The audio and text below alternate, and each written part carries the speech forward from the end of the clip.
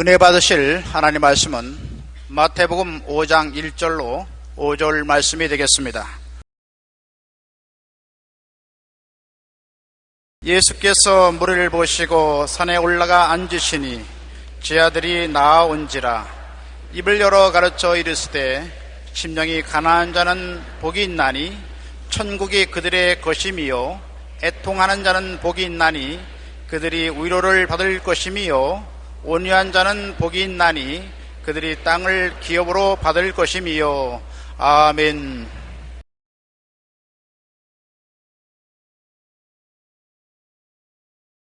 여덟 가지 최상의 복이라는 제1편을 여러분과 함께 나누며 복을 받겠습니다. 복이 있는 사람과 복이 없는 사람이 분명히 있습니다.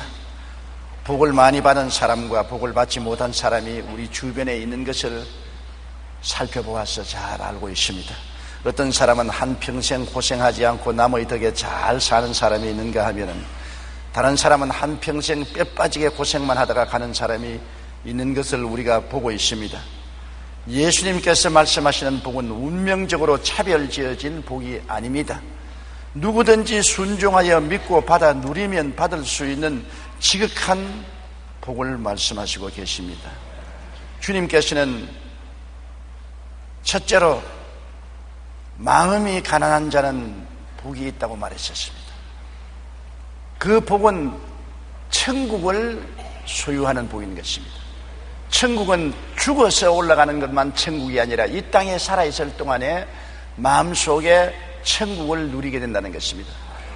믿음, 소망, 사랑의 평강, 희락의 놀라운 은총이 마음속에 강물처럼 넘실거릴 수 있다는 것입니다. 심령이 가난한 것은 심령을 비운다는 것입니다. 꽉 들어차 있는 사람은 가난하지 않지 않아요. 심령을 비워버린 사람이 가난한 사람인 것입니다. 아담은 심령을 비우지 못하고 마귀의 탐욕과 욕심으로 채웠습니다.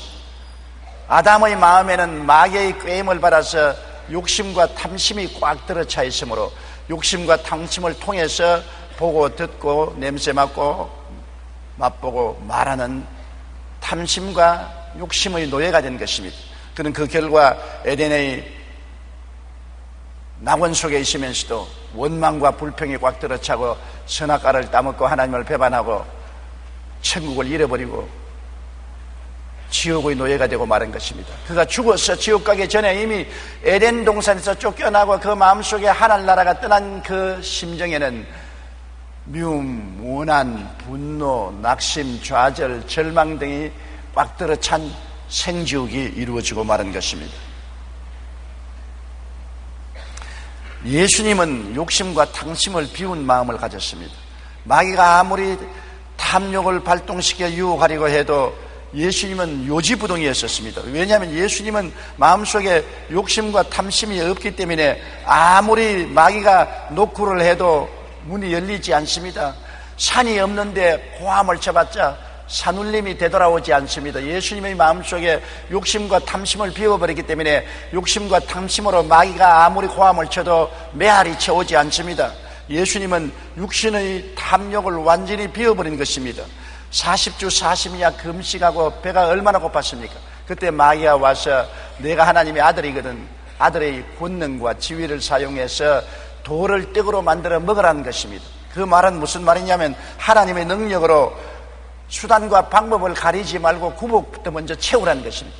탐욕의 속삭거리는 음성인 것입니다. 그때 예수님께서 대답하여 이르시되 기록되었을 때 사람이 떡으로만 살 것이 아니요 하나님의 입으로부터 나오는 모든 말씀으로 살 것이라 하였느니라. 단호하게 주님께서 마귀의 탐욕을 거부한 것은 주님 속에 탐욕이 없었기 때문인 것입니다. 떡으로만 살지 않는다, 하나님의 말씀으로 살 것이라고 말했었습니다. 그러므로 마귀하고 통하지 않았었습니다. 마귀의 말에 메아리 쳐오는 음성이 없었습니다. 마귀는 예수님을 안목의 탐욕으로 유혹하려고 했습니다만 예수님은 지위나 명예를 탐하지 않았었습니다. 마귀는 말이를 너희 하나님의 아들의 권세와 위엄을 사용해서 명예를 얻어라, 높은 뾰충탑에 데리고 가서 뛰어내리라. 수많은 사람들이 바라보고 발에 돌이 부딪히지 않게 날씬하게 내려앉는 것을 보면 박수를 치고 너에게 명예와 영광을 돌릴 것이라고 꾀었습니다.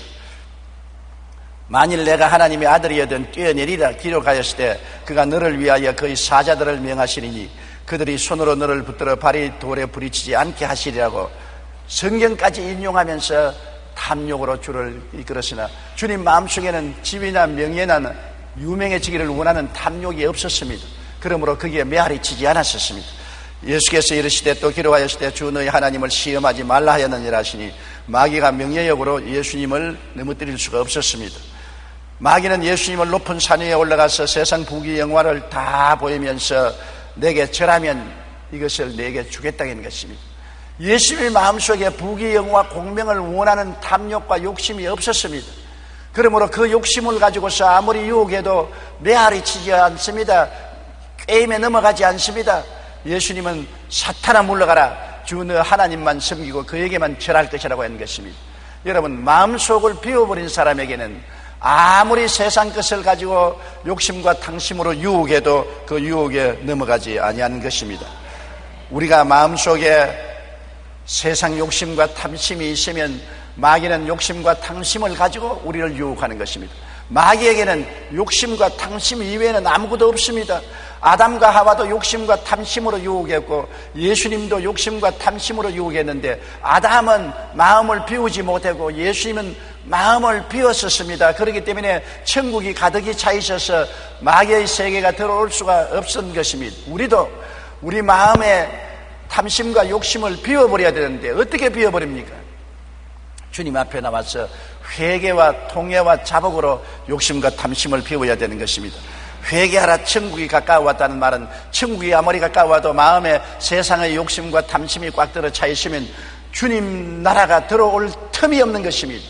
욕심과 탐심을 주님 앞에 회개하고 자복하고 성령의 도우심을 받아 비워버리면 그 속에 하나님이 들어오시고 예수님이 들어오시고 성령이 들어오시고 천국이 들어와서 마음을 점령할 수가 있는 것입니다. 욕심과 탐심이 있으면 그와 함께 염려, 근심, 불화, 초존, 절망이 마음속에 소용돌이 치는 것입니다.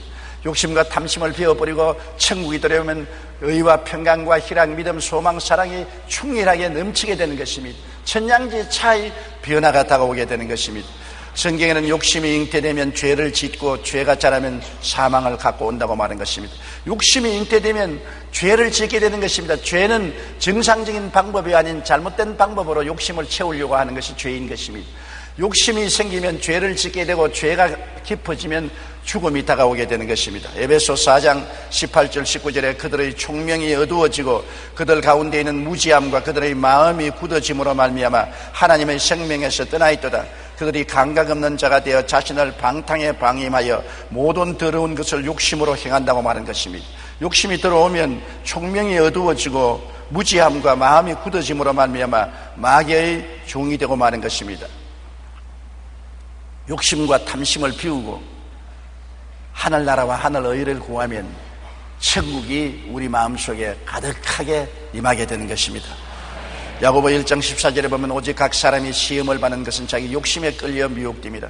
욕심과 탐심이 있을 때 그게 끌려서 시험에 빠지고 미혹되지만은 욕심과 탐심을 회개와 자복으로서 비워버리고 하늘나라의 의와 영광을 구하면은 마음속에 성령으로 천국이 임하여 그렇게 마음속에 행복해질 수가 없는 것입니다. 여러분, 마음에 염려, 근심, 불안, 초조, 절망, 미움, 원한, 좌절이 꽉 들어 찼으면 생지옥인 것입니다. 마음의 고통과 괴로움이 지옥같이 끓어오른 것입니다. 그러나 이것을 다 토해버리고 이것을 다 비워버리고 마음속에 의와 평강과 희락과 믿음, 소망, 사랑이 넘쳐나면 마음이 천국이 되는 것입니다. 천국이 여기 있다 저기 있다 못하리니 천국은 너희 안에 있느니라고. 죽어서 천당 가는 것이 아니라 살아있는 우리 마음속에 욕심과 탐심을 비워버리고 그리스도와 아버지 하나님을 모시면 천국이 들어와서 이 땅에서 마음의 천국을 누리게 되는 것입니다. 마음의 기쁨과 평안과 소망과 의와 영광이 넘치게 되면 얼마나 행복하게 되는지 모르는 것입니다. 행복은 우리 마음의 상태에 있지 환경에 있지 않습니다. 부귀영화 공명을 환경에 다 갖다 놓아도 마음이 지옥이 되어 있으면 결코 행복하지 않습니다. 아무리 어려운 처지에서도 마음이 천국이 있으면 행복하게 되는 것입니다. 여러분, 우리가 이 세상에 살면서 하나님의 택함을 받은 사람은 마음을 비우게 하기 위해서 시험과 환난을 당하게 하는 것입니다. 삶을 풍랑이 일어나면 욕심과 탕심의 짐을 부리게 되는 것입니다. 성경에 보면 지중해를 건너던 배들이 큰 풍랑을 만나면 배의 짐을 먼저 다 풀어서 바다에 던져버렸다는 것입니다. 풍랑을 만나면 짐을 불어야 배가 파손되지 않습니다. 우리도 인생을 살면서 삶의 풍랑을 만나면 짐을 부르게 되는 것입니다. 욕심과 탐심을 회개하고 자복하게 되고 주님 앞에 부르짖게 되면 주님의 나라가 우리 속에 임하게 되는 것입니다. 시편 119편 67절에 고난당하기 전에는 내가 그릇 행하였더니 이제는 주의 말씀을 지키나이라고 말한 것입니다. 에베소 4장 22절로 24절에 너희는 유혹의 욕심을 따라 썩어져가는 구습을 따르는 옛사람을 벗어버리고 오직 너희 심령이 새롭게 되어 하나님을 따라 의와 진리의 거룩함으로 지음을 받은 새 사람을 입어라. 새 사람을 입으면 좋겠는데 울어도 못하고 힘써도 못하고 애써도 못하는 것입니다. 인간 힘으로 안 되니까 우리가 깨어지고 회개하고 욕심과 탕심을 자복하면 성령이 도와주셔서 우리 마음을 청소시켜 주시고 성령의 도움으로 말미암아 아버지와 아들이 우리 마음에 안주하여 계시고 천국이 우리 심령 속에 임하게 되는 것입니다. 마음이 가난한 자는 천국을 소유하는 복이 되는 것입니다. 마음의 탐욕과 욕심이 꽉 들어찬 자는 지옥을 마음속에 가지고 생지옥의 고통을 당하게 되는 것입니다. 이 세상에 부귀 영화 공명이 결코 행복을 갖다 주지 않습니다. 욕심과 탐심을 비워야 하늘나라가 임하시고 하늘나라가 와야 의와 평강과 희락과 믿음, 소망, 사랑으로 출렁이는 삶을 살아갈 수가 있는 것입니다. 행복은 마음의 상태에 있지 환경에 있지 않다는 것을 우리가 알아야 되는 것입니다. 우리는 불행한 이웃을 탓하고 환경을 탓합니다만 이웃과 환경이 우리에게 불행을 가져올 고난은 없습니다. 아무리 마귀가 꾀어도 예수님은 마귀의 꾀임에 넘어가지 않았습니다. 마음에 탐욕과 욕심이 없으면 이웃의 어떠한 어려움에도 환경에도 우리는 고난을 당할 이유가 없는 것입니다. 마음에 하늘나라가 임할 수 있는 것입니다. 둘째로 주님께서는 애통하는 자는 복이 있나니 위로를 받을 것이라고 했습니다. 애통이란 무엇인 것입니까? 자기의 부족함을 알고 탄식하고 슬퍼하는 것을 말하는 것입니다. 자만하는 사람은 애통하지 않습니다. 자기가 잘났다고 생각하고 이만하면 되었다고 생각하는 사람은 어깨 쭉 펴고 주먹을 쥐고 금방지게 턱을 높이 들고 자만하지 애통하지 않습니다. 애통하는 사람, 가슴을 치는 사람은 자기가 얼마나 못나고 처참하고 모자란 사람인 것을 깨달아 알았을 때 가슴을 치고 탄식하는 것입니다. 그것을 헝그리 스피릿이라고 말합니다. 심신이 배고픈 사람을 말하는 것입니다. 자기가 심신이 배고픈 헝그리 스피릿을 가지고 있는 사람은 어찌하든지 배고픔을 면하려고 자기의 배고픔을 채우려고 노력하게 되는 것입니다. 시편 34편 18절에 야훼는 마음이 상한 자를 가까이 하시고 중심으로 통회하는 자를 구원하시는도다. 마음이 상해서 자기 부족함을 탄식하고 슬퍼하면 주님께서 와서 축복하시고 위로해 주시는 것입니다. 세계적인 원자력 전문가인 정근모 박사는 늘 1등 인생에 익숙한 사람이어서 마음에 애통함이 없었습니다. 경기 중고등학교를 수석으로 입학한 후에 경기고등학교 시절에는 4개월 만에 월반하여 서울대학교에 차석으로 입학한 천재였습니다. 24살에 우리나라 유학생으로 제일 먼저 어린 나이에 미국 플로리다 대학교에서 박사학위를 받고 교수가 되어서 꼬마 교수라는 이름을 얻었습니다. 미국 시민권을 얻고 미국의 과학계의 두각을 나타내는 놀라운 원자 전문한 학자였던 것입니다. 승승장구하며 나아가던 어느 날 갑자기 그의 아들이 심부정증으로 투병 생활을 하게 되어 지금까지 1등 인생에 있던 그에게 큰 고통이 찾아왔습니다. 이 세상의 부모에게 가장 괴로움은 자식이 고통당하는 것입니다. 자식이 신장이 망가져서 신부정증이 되어서 죽어가는데 이 세상 1등 인생이 무슨 소용이 있는 것입니까? 너무나 마음에 고통스러운 것입니다. 아들에게 자기 신장을 떼주는 과정에서 그는 하나님을 만나 중생을 체험했습니다. 그리고 그는 이들의 질병으로 인한 애통함이 없었더라면 그가 하나님 앞으로 나오는 일은 없을 것이라고 고백한 것입니다. 사랑하는 아들에게 닥친 죽음을 바라보고 얼마나 땅을 치고 애통하고 인간의 지혜와 총명과 모략과 재능으로 아무것도 할 수 없는 것을 깨닫고 회개하고 그때 예수님을 믿고 하나님께 두 손 들고 나온 것입니다. 그래서 정근모 박사가 구원받은 사람이 되고, 구원을 받고 난 다음 뭘 해야 되겠는가? 조국과 민족을 위해서 일해야 되겠다고 미국 시민권 포기하고 한국으로 나와서 과학처 장관도 하고 전력회사 사장도 하고 오늘날 총장으로서 일하고 있는데, 그가 교만하고 오만하고 자기 만족으로 꽉 들어찬 인생이 아들이 신부정증에 걸림으로 애통하게 되었다는 것입니다. 애통하는 사람이 하나님의 위로를 받을 수가 있는 것입니다. 애통하지 않은데 하나님께서 도와주려고 말씀하지 않습니다. 너희는 내게 부르짖어라. 누가 부르짖습니까? 애통하는 사람이 부르짖는 것입니다. 그러면 내가 응답하겠고 내가 알지 못한 크고 은밀한 일을 보여주리라고 말씀하신 것입니다. 애통하는 자는 복이 있나니 제가 위로를 받을 것임이라는 하나님의 위로가 임하는 것입니다. 애통하는 젊은이가 성공한 것입니다. 젊은이들이 놀러나 다니고 유흥업소나 들락거리고 돈이나 쓰고 번지르하게 좋은 옷만 입고 다니면 애통하지 않은 마음을 가지고 있는 사람은 내일이 뻔합니다. 내일에 성공이라는 위로가 없는 것입니다. 그러나 잠을 자지 아니하고 호학을 해가면서 애통하는 마음으로 가난을 대물림하지 않겠다, 이 고통을 대물림하지 않겠다는 결심을 가지고 노력하는 사람은 위로가 다가오는 것입니다. 어떤 위로냐? 축복과 성공의 위로가 다가오는 것입니다. 지금 마음에 애통하는 사람은 장차 위로를 받고 즐거움을 얻게 되는 것입니다. 지금 웃고 즐기는 사람은 장차 울게 되는 것입니다. 지금 내 마음에 가난해야, 헝그리 스피리트가 있어야 이 가난을 면하기 위해서 뼈 빠지는 고생을 하고 노력을 하고 애를 썼기 때문에 축복이 다가오는 것입니다. 하나님은 애통하는 마음을 가지고 노력하는 자에게 축복을 해주는 것입니다. 우리가 운동선수들을 보면 복싱선수나 육상선수나 다 가난한 사람들이 성공하는 것을 보았습니다. 라면만 먹고 뛰고 라면만 먹고 복싱 연습을 하는 사람은 눈에 핏줄을 세우고 노력하는 것입니다. 왜냐하면 애통하기 때문에 자기의 생활이 너무나 가난하고 교육도 받지 못하고 사회적으로 뒤처진 처지를 면하기 위해서 결심하고 육상을 뛰고 복싱 연습을 하고 운동 경기에 노력을 다해서 한국에서 두각을 나타내고 세계적인 인물이 되는 것을 우리는 종종 보았습니다. 세계적인 육상선수, 세계적인 복싱선수, 이러한 사람들이 다 헝그리 스피릿을 가진 사람, 배고픈 사람, 애통하는 사람들이 일어나서 유명한 인사가 되고 마음에 큰 위로를 받게 된 것입니다. 야고보서 4장 9절로 10절에 슬퍼하며 애통하며 울지어다. 너희 웃음을 애통으로 너희 즐거움을 근심으로 바꿀지어다. 주 앞에서 낮추라. 그리하면 주께서 너를 높이시리라고 말씀한 것입니다. 여러분, 애통하는 성도가 성령 충만하고 응답의 복을 받습니다. 자기 신앙에 만족하고 기도도 하지 않고 말씀도 읽지 않고 그드렁거리는 성도치고 성령 충만한 사람 봤어요?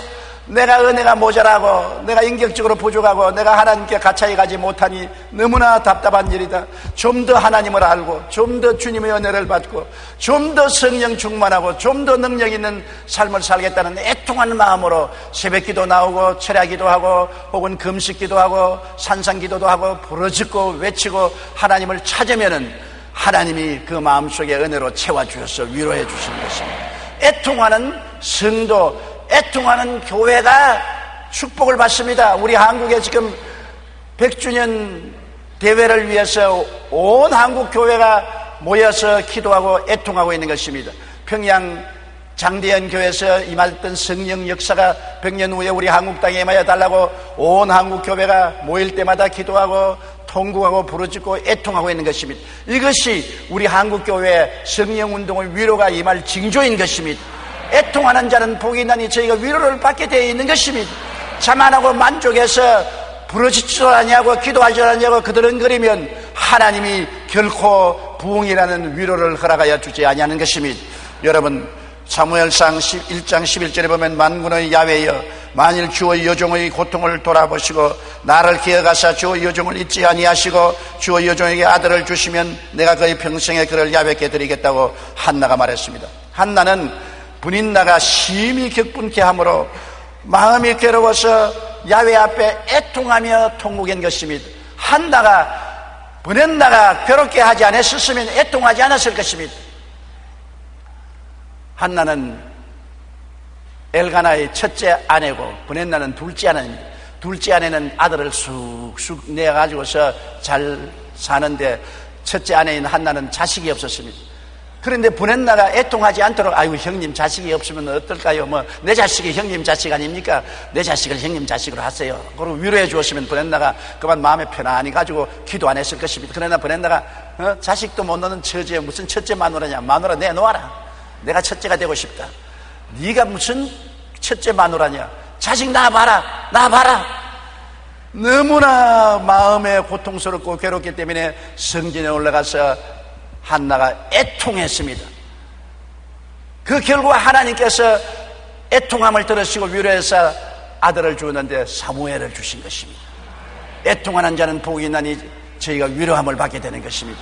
우리가 삶을 살아갈 때 여러 가지 애통할 수 있는 일들이 생기는 것입니다. 혹은 남편 때문에, 아내 때문에, 자식 때문에, 사업 때문에, 생활 때문에 고통이 다가와서 애통할 때 괴롭지만은 그 애통을 통해서 하나님의 은총과 위로를 받게 되는 것입니다. 우리가 돌이켜볼 때 우리가 가장 은혜를 받고 축복을 받은 때가 언제냐? 애통할 때였던 것입니다.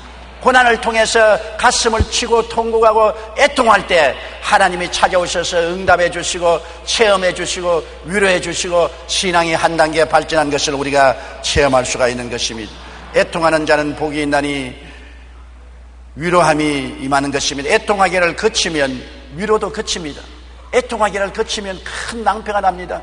우리가 88 올림픽이 있기 전에는 6.25 이후 얼마나 한국 사람들이 애통했습니까? 우리도 잘 살아보자고 도시나 농촌 할 것 없이 얼마나 허리춤을 메고 고통을 당하면서 일하고 또 이랬었습니다. 애통하는 마음이 우리 한국 국민에게 꽉 들어차서 우리도 한번 잘 살아보자. 우리도 일본이나 미국처럼 한번 잘 살아보자. 그런데 88 올림픽을 하고 난 다음 온 세계 사람들이 한국에 와서 코리아 넘버원, 와 코리아 크게 발전했다, 대단하다, 그런 칭찬을 받은 바람에 그만 어깨가 으쓱해져서 애통하는 마음이 없어버리고 마는 것입니다. 우리도 꽤 잘 사는가 보다. 그때부터 엄청나게 사치풍조가 한국에 바람이 불고 노사 분쟁이 일어나고 여러 사회 구석구석마다 잘못된 일들이 일어나기 시작한 것입니다. 결국 애통하는 마음이 없으니까 그 결과 무엇이 왔느냐? IMF가 오고 말한 것입니다. 애통하는 마음이 없기 때문에 IMF가 온 것입니다. IMF를 당해서 우리가 모두 다 또다시 정신을 차리고 가슴을 치고 애통하고 허리춤을 주르고 고통을 하니까 IMF를 능가해서 오늘날 이 시점까지 이르게 된 것입니다. 우리가 애통함을 잃어버리면 그때로부터 시작해서 내리막길을 걸어갑니다. 그러나 애통할 때는 하나님이 찾아오셔서 위로하고 은총을 베풀어 주시는 것입니다. 잠언서 16장 18절에 교만은 패망의 선봉이요 거만한 마음은 넘어짐의 앞잡이라 했습니다. 애통하지 않은 교만한 마음과 거만한 마음은 반드시 패망과 넘어짐을 가져오게 되는 것입니다. 요엘서 2장 12절로 13절에 야훼의 말씀에 너희는 이제라도 금식하고 울며 애통하고 마음을 다하여 내게로 돌아오라 하셨나니 너희는 옷을 찢지 말고 마음을 찢고 너희 하나님 야훼께로 돌아오라. 그러면 하나님이 위로해 주시고 북구시게 주시고 복을 주시겠다고 말씀한 것입니다. 애통하는 마음은 하나님의 큰 축복인 것입니다.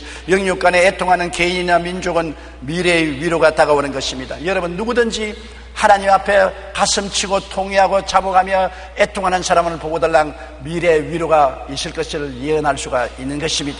영적으로도 애통해야 되고 육적으로도 애통해야 신령한 은혜도 물질적인 은혜도 축복도 다가올 수 있는 것입니다.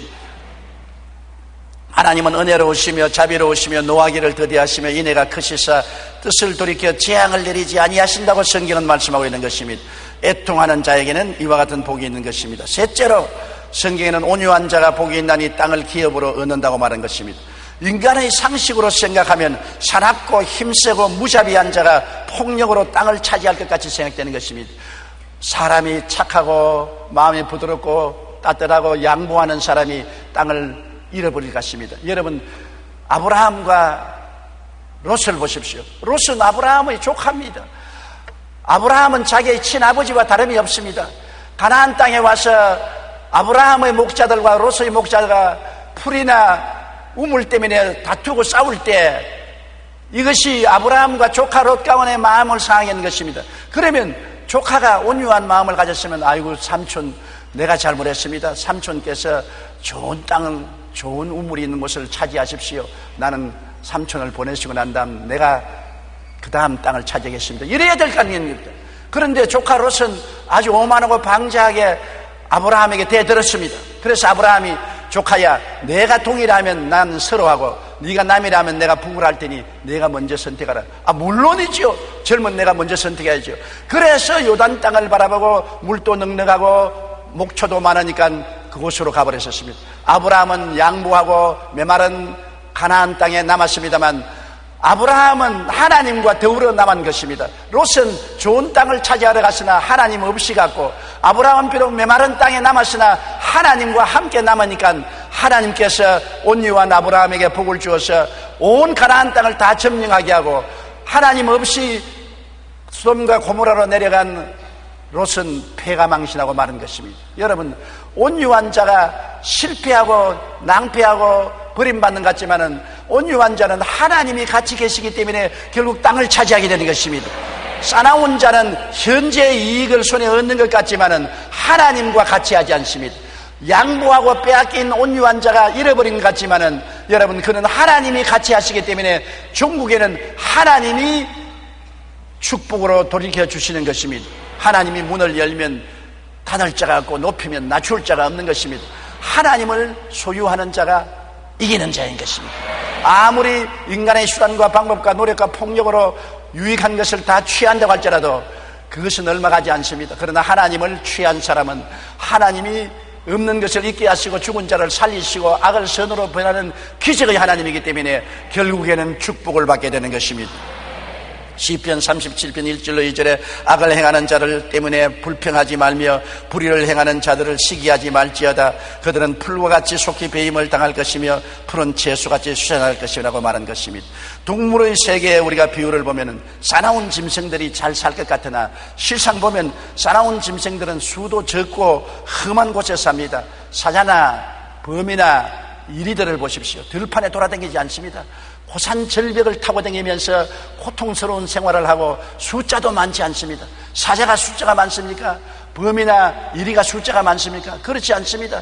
싸나운 자가 좋은 곳을 차지할 것 같지만은 들판은 차지하지 못하고 높은 바위 틈 사이에 돌아다니며 숫자도 많지 않습니다. 그러나 온유한 동물은 수도 많고 평탄한 곳에 삽니다. 가장 온유한 동물이 양입니다. 양은 물고 찢을 이빨도 없고 바다를 뿔도 없고 잘 뛰어갈 다리도 없습니다. 아유 온유한 짐승이 양입니다.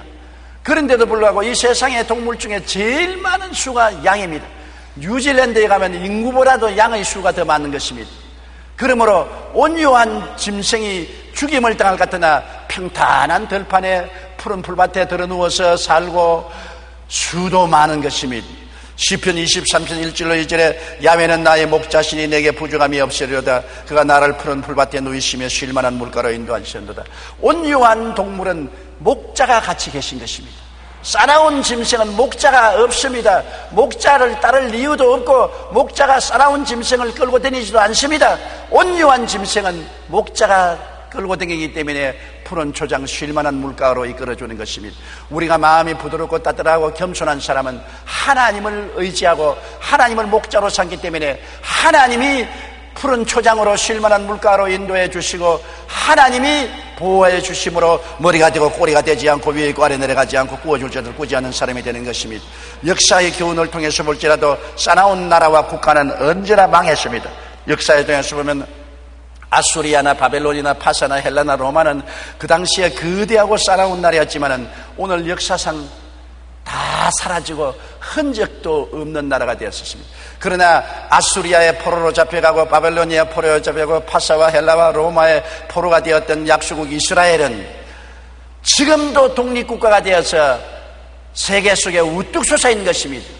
역사상 그렇게 싸나운 나라들은 다 망해서 흔적도 없는데 그들에게 짓밟히고 고난당한 이스라엘 소수민족은 지금도 나라를 세우고 독립국가를 세우고 세계적으로 영향력을 미치는 나라로서 존재하고 있는 것입니다. 제2차 세계대전과 공산주의 교훈을 보아도 하는 것입니다. 독일이 얼마나 싸나운 나라였었습니까? 온 유럽을 다 석분할 같았지만 싸나운 나라는 망했습니다. 일본이 싸납게 일어나서 대동아 전쟁을 일으키고 온 대동아를 다 점령하려 했지만 망해버리고 마는 것입니다. 온유한 나라들이 짓밟히고 찢기고 죽는 것 같지만은 다 살아 일어나고 부활한 것입니다. 공산주의가 일어나서 온 세계를 공산화하려고 얼마나 많은 사람을 죽이고 고통을 괴로움을 가해왔습니다. 그러나 공산주의는 70년 만에 망해버리고 마는 것입니다. 여러분, 싸나운 개인이나 민족은 반드시 망합니다. 시편 76편 9절에 하나님의 땅의 모든 온유한 자를 구원하시려고 심판하러 일어나신다고 말한 것입니다. 온유한 자의 목자는 하나님이 되시기 때문에 하나님께서 온유한 자의 편에 서서 일하는 것입니다. 온유한 사람이 결국 땅을 기업으로 얻게 되는 것입니다. 시편 37편 9절로 11절에 진실로 악을 행하는 자들은 끊어질 것이나 야훼를 소망하는 자들은 땅을 차지하리로다. 잠시 후에 악인이 없어지리니 내가 그곳을 자세히 살필지라도 없으리로다. 그러나 온유한 자들은 땅을 차지하며 풍성한 화평으로 즐기리로다. 악인은 하나님과 대결하게 되는 것입니다. 온유한 자는 하나님이 목자가 되시는 것입니다. 사람이 하나님과 대항해 싸워서 이길 수가 있는 것입니까? 하나님은 싸나운 자를 대항하시고 심판하시고 온유한 자를 돌보시고 인도하시고 보호하시는 것입니다. 그러므로 하나님은 온유한 사람을 이 땅을 차지하게 만들어주는 것입니다. 마태복음 11장 29절에 나는 마음이 온유하고 겸손하니 나의 멍에를 메고 내게 배우라. 그리하면 너희 마음이 쉼을 얻으리라고 주님이 말씀했습니다. 주님 자체가 온유하고 겸손합니다. 주님은 자기를 붙잡아 가는 사람에게 몸을 맡기고 때리는 사람에게 얼굴을 돌리고 수염이 뽑히고 십자가에 못 박이고 저항하지 않았었습니다. 마음이 부드럽고 온유하고 따뜻한 분이었었습니다. 로마의 군인들과 유대인들은 예수 그리스도를 사람께 몰아치고 십자가에 죽여서 그들이 이겼다고 생각했지만은 우리가 돌아보십시오. 로마와 싸나운 유대 군인들은 온데간데 없고 예수님은 만왕의 왕 만주의 주로 우뚝 서 계신 것입니다. 온유한 자가 천지를 점령하신 것입니다. 골로새 3장 12절로 13절에 그러므로 너희는 하나님의 택하사 거룩하고 사랑받는 자처럼 긍휼과 자비와 겸손과 온유와 오래 참음을 옷 입고 누가 누구에게 불만이 있거든 서로 용납하여 피차 용서하되 주께서 너희를 용서하신 것 같이 너희도 그리하라고 말씀한 것입니다. 오늘 주님이 주시는 팔복 중에 3가지 복을 알아보았습니다.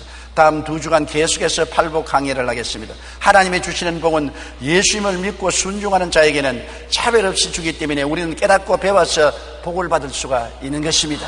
마음이 가난해서 천국을 이 땅에서 벌써 가지고 살고 애통하여 주님께 부르심으로 응답받는 위로를 우리가 체험하게 되고 온유하고 겸손해서 하나님을 믿고 따름으로 말미암아 결국에 영혼이 잘되고 범사에 잘되며 강건한 성공을 이 땅에서 얻을 수가 있는 것입니다.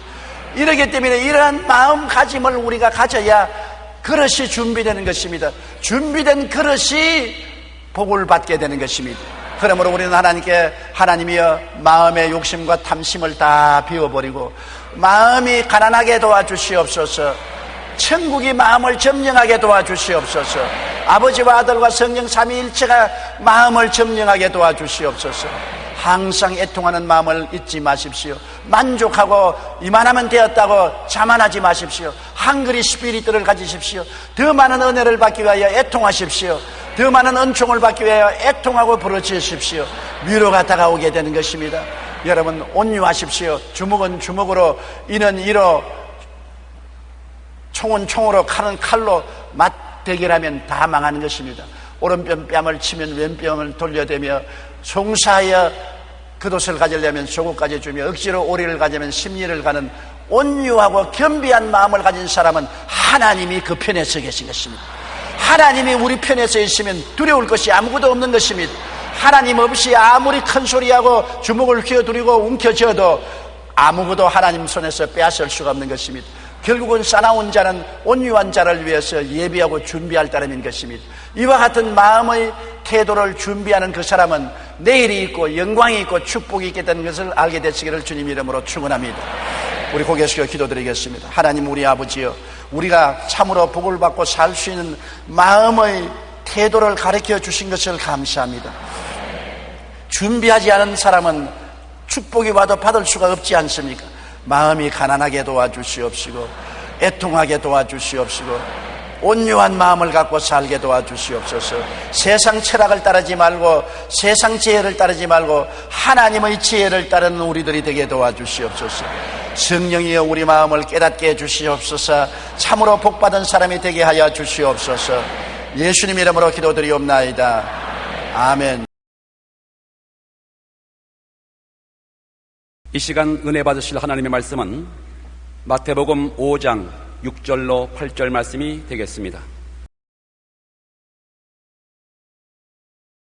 의에 줄이고 목마른 자는 복이 있나니 그들이 배부를 것이며 긍휼히 여기는 자는 복이 있나니 그들이 긍휼히 여김을 받을 것이며 마음이 청결한 자는 복이 있나니 그들이 하나님을 볼 것이며 아멘.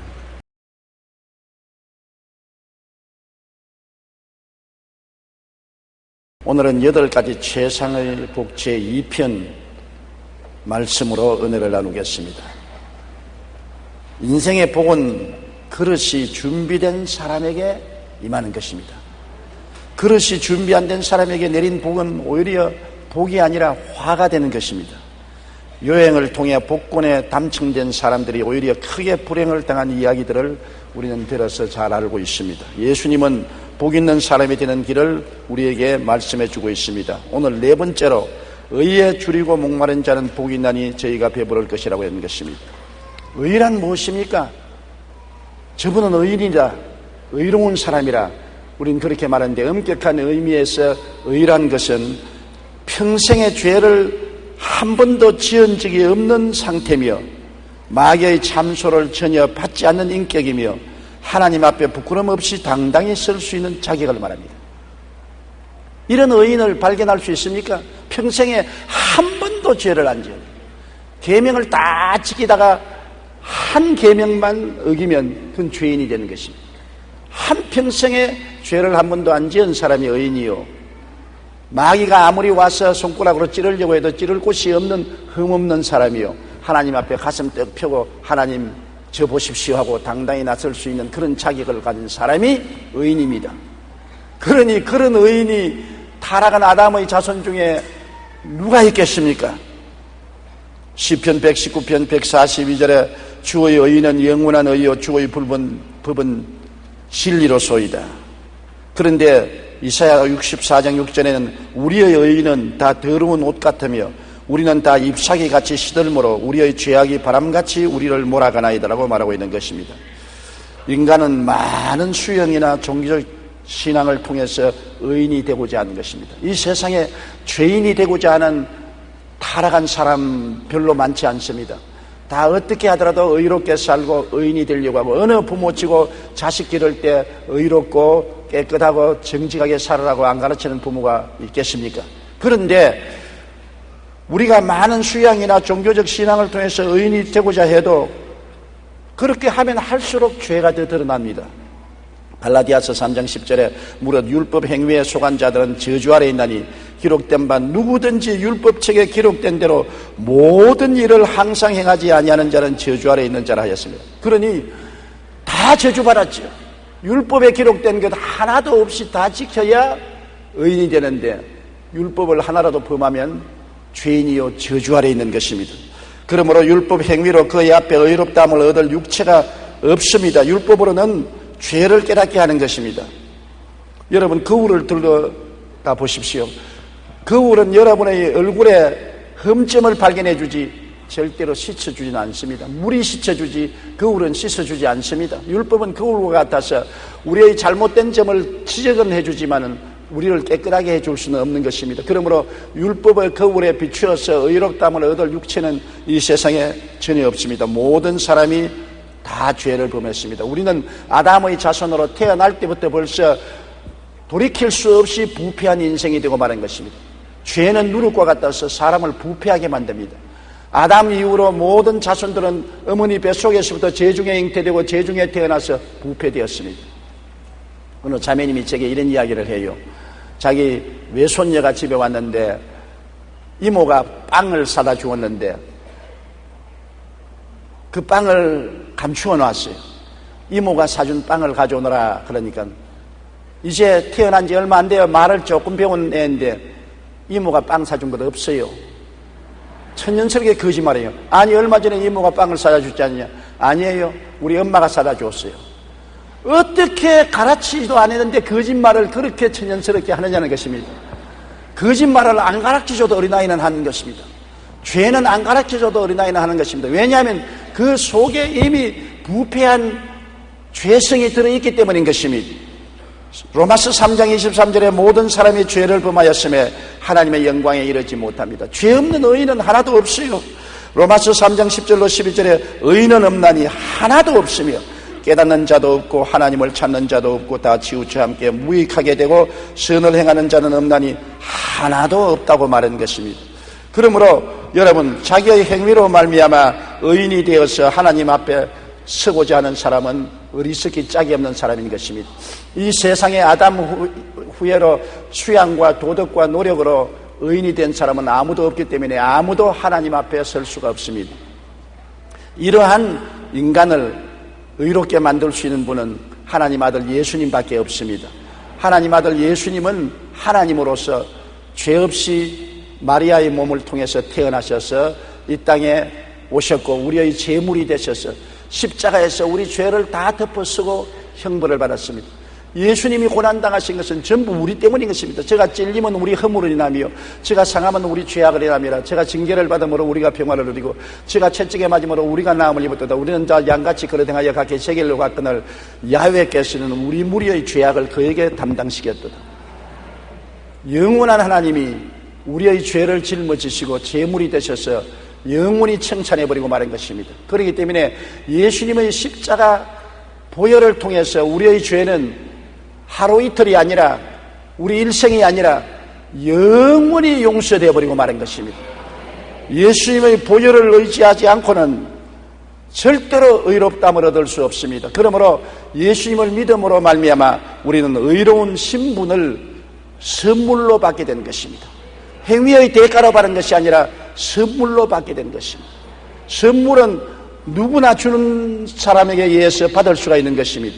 예수를 바라보고 예수님을 믿으면 의롭다 하는 신분을 선물로 받게 되는 것입니다. 에베소 2장 8절로 9절에 너희는 그 은혜에 의하여 믿음으로 말미암아 구원을 받았나니 이것은 너희에게서 난 것이 아니요 하나님의 선물이라 행위에서 난 것이 아니니 이는 누구든지 자랑치 못하게 하려 하심이라. 여러분, 절대로 인간 행위로 의롭다함을 얻을 사람은 없습니다. 의롭지 않고는 하나님 앞에 설 수가 없습니다. 오직 유일하게 의로운 길은 예수님이 죄를 용서해 주어서 그리스도를 믿음으로 의로움을 선물로 받는 길밖에 없는 것입니다. 의로움을 선물로 받고 우리는 하나님 앞에 당당하게 설 수가 있는 것입니다. 아니, 죄인이 믿음으로 의로움을 선물로 받으면 너무하지 않느냐? 그런 공짜가 됐냐? 공짜입니다. 너무나 큰 은혜를 베풀어 주셨으므로 우리가 대가를 지불할 수가 없습니다. 햇빛을 돈 주고 살 사람 없습니다. 너무나 값이 비쌉니다. 공짜로 받죠. 공기를 돈 주고 숨 쉴 수 없습니다. 너무 값이 비싸기 때문에 공짜로 숨 쉰 것입니다. 부모의 사랑을 돈 주고 살 수 없습니다. 너무나 크기 때문에 공짜로 받습니다. 계산할 수 없고 돈으로 측량할 수 없는 것은 공짜로 받는 도리밖에 없습니다. 주님의 은혜가 너무나 크기 때문에 우리는 의로움을 선물로 받지 대가를 지불하고 받을 수는 없는 것입니다. 그러므로 죄를 짓고 불의하고 추악하고 버림을 받아야 마땅한 사람이라도 죄 지은 그대로 못난 그대로 빈손 그대로라도 와서 예수를 믿으면 용서를 선물로 받고 의로움을 선물로 받게 되는 것입니다. 진짜 의로운 사람이나 선물로 의로움을 받은 사람이나 받은 것은 또 한 가지인 것입니다. 그러므로 우리는 예수 믿고 의인이 된 것입니다. 따라 말씀하시죠. 나는 예수 믿고 의의 선물을 받아 의인이 되었습니다. 우리가 의인이 되고 나면 하나님이 성령을 보내주셔서 의롭게 살 수 있는 힘을 주시는 것입니다.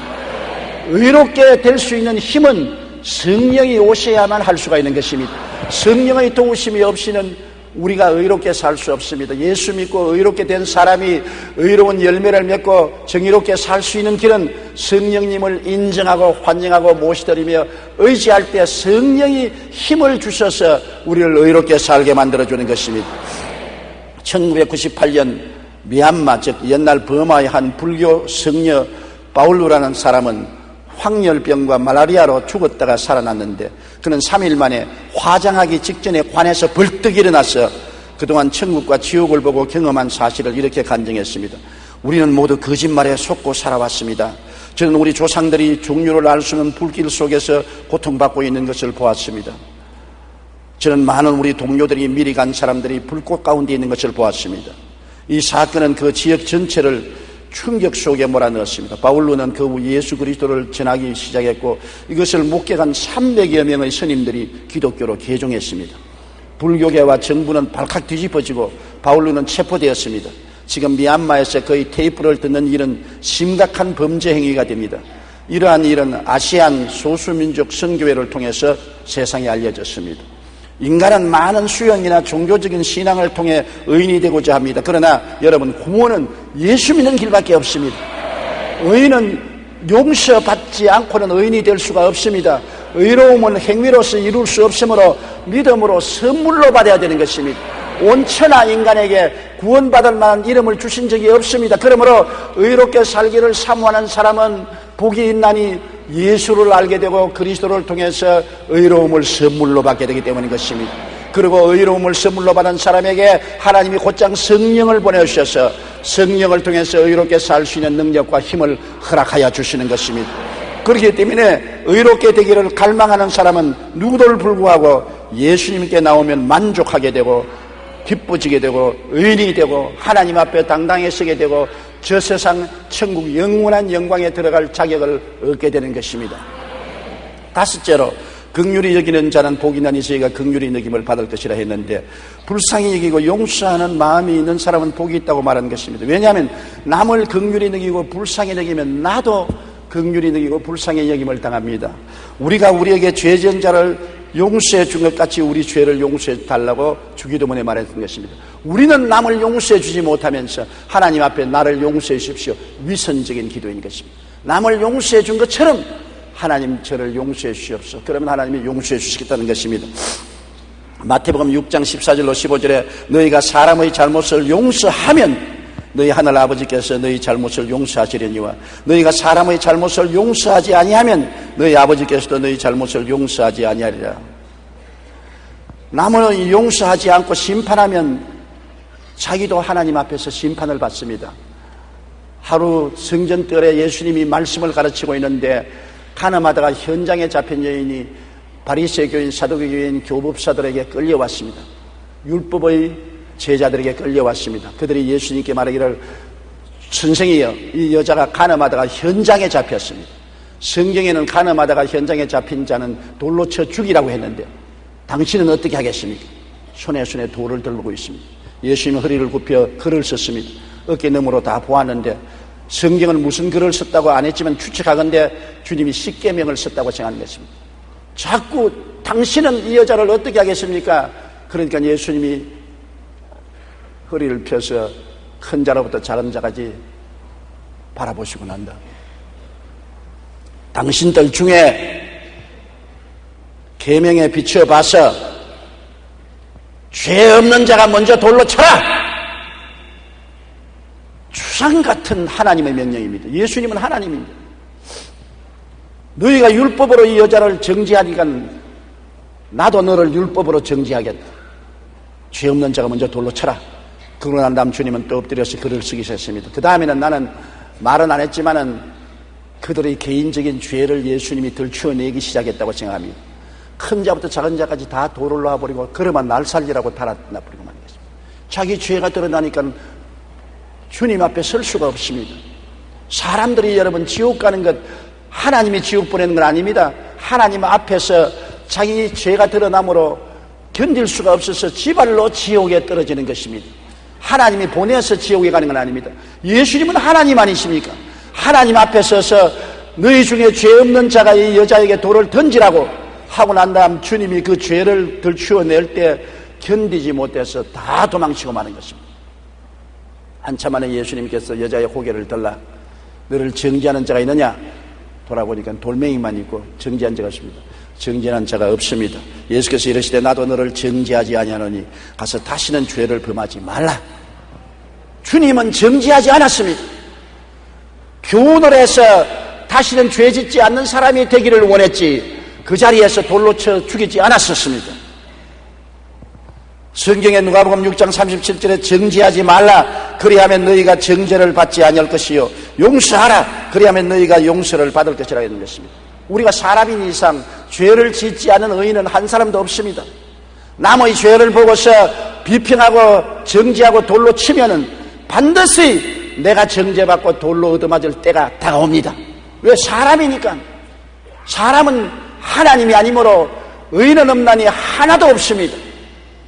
내가 남을 정죄하고 돌로 때리면 나중에 내가 정죄당할 때 돌로 얻어맞게 되는 것입니다. 그러나 내가 이웃을 불쌍히 여기고 용서하고 위로해서 재기하게 도와주면 내가 쓰러졌을 때 사람들은 내가 한 그대로 나를 위로하고 격려하고 다시 이렇게 세워준 도움을 베풀어 주게 될 것입니다. 남을 용서 없이 심판하면 자기도 그대로 심판받는 것입니다. 여러분, 시내산 밑에 사는 사람과 갈보리산 밑에 사는 사람이 다릅니다. 구약은 시내산 밑에서 10계명을 받았습니다. 엄중한 계명대로 살고 그 계명대로 살지 않으면 하나님의 심판을 받는 것입니다. 내 앞에 다른 신을 두지 말라, 우상에 절하지 말라, 하나님의 이름을 망령되이 부르지 말라, 안식일을 거룩히 지켜라, 내 부모를 공경하라, 살인하지 말라, 간음하지 말라, 도둑질하지 말라, 내 이웃을 거짓증하지 말라, 내 이웃을 탐하지 말라. 범하면 사형이다. 몸서리칩니다. 그러나 갈보리산 밑에 가면 예수님이 네가 10계명을 어기고 지은 죄를 내가 다 맡았다. 죄의 빚을 내가 다 청산했으니 너는 나를 믿고 빚에서 해방되라. 용서와 사랑이 갈보리산에 넘쳐납니다. 시내산 밑에는 불이 산을 두르고 번개가 치고 병력이 났습니다만 갈보리산에는 예수 그리스도께서 몸짓고 피 흘려서 달려있는 모습만 있는 것입니다. 주님을 통해서 용서와 사랑이 강물같이 넘쳐나는 것입니다. 내가 너희 죄의 빚을 갚았다.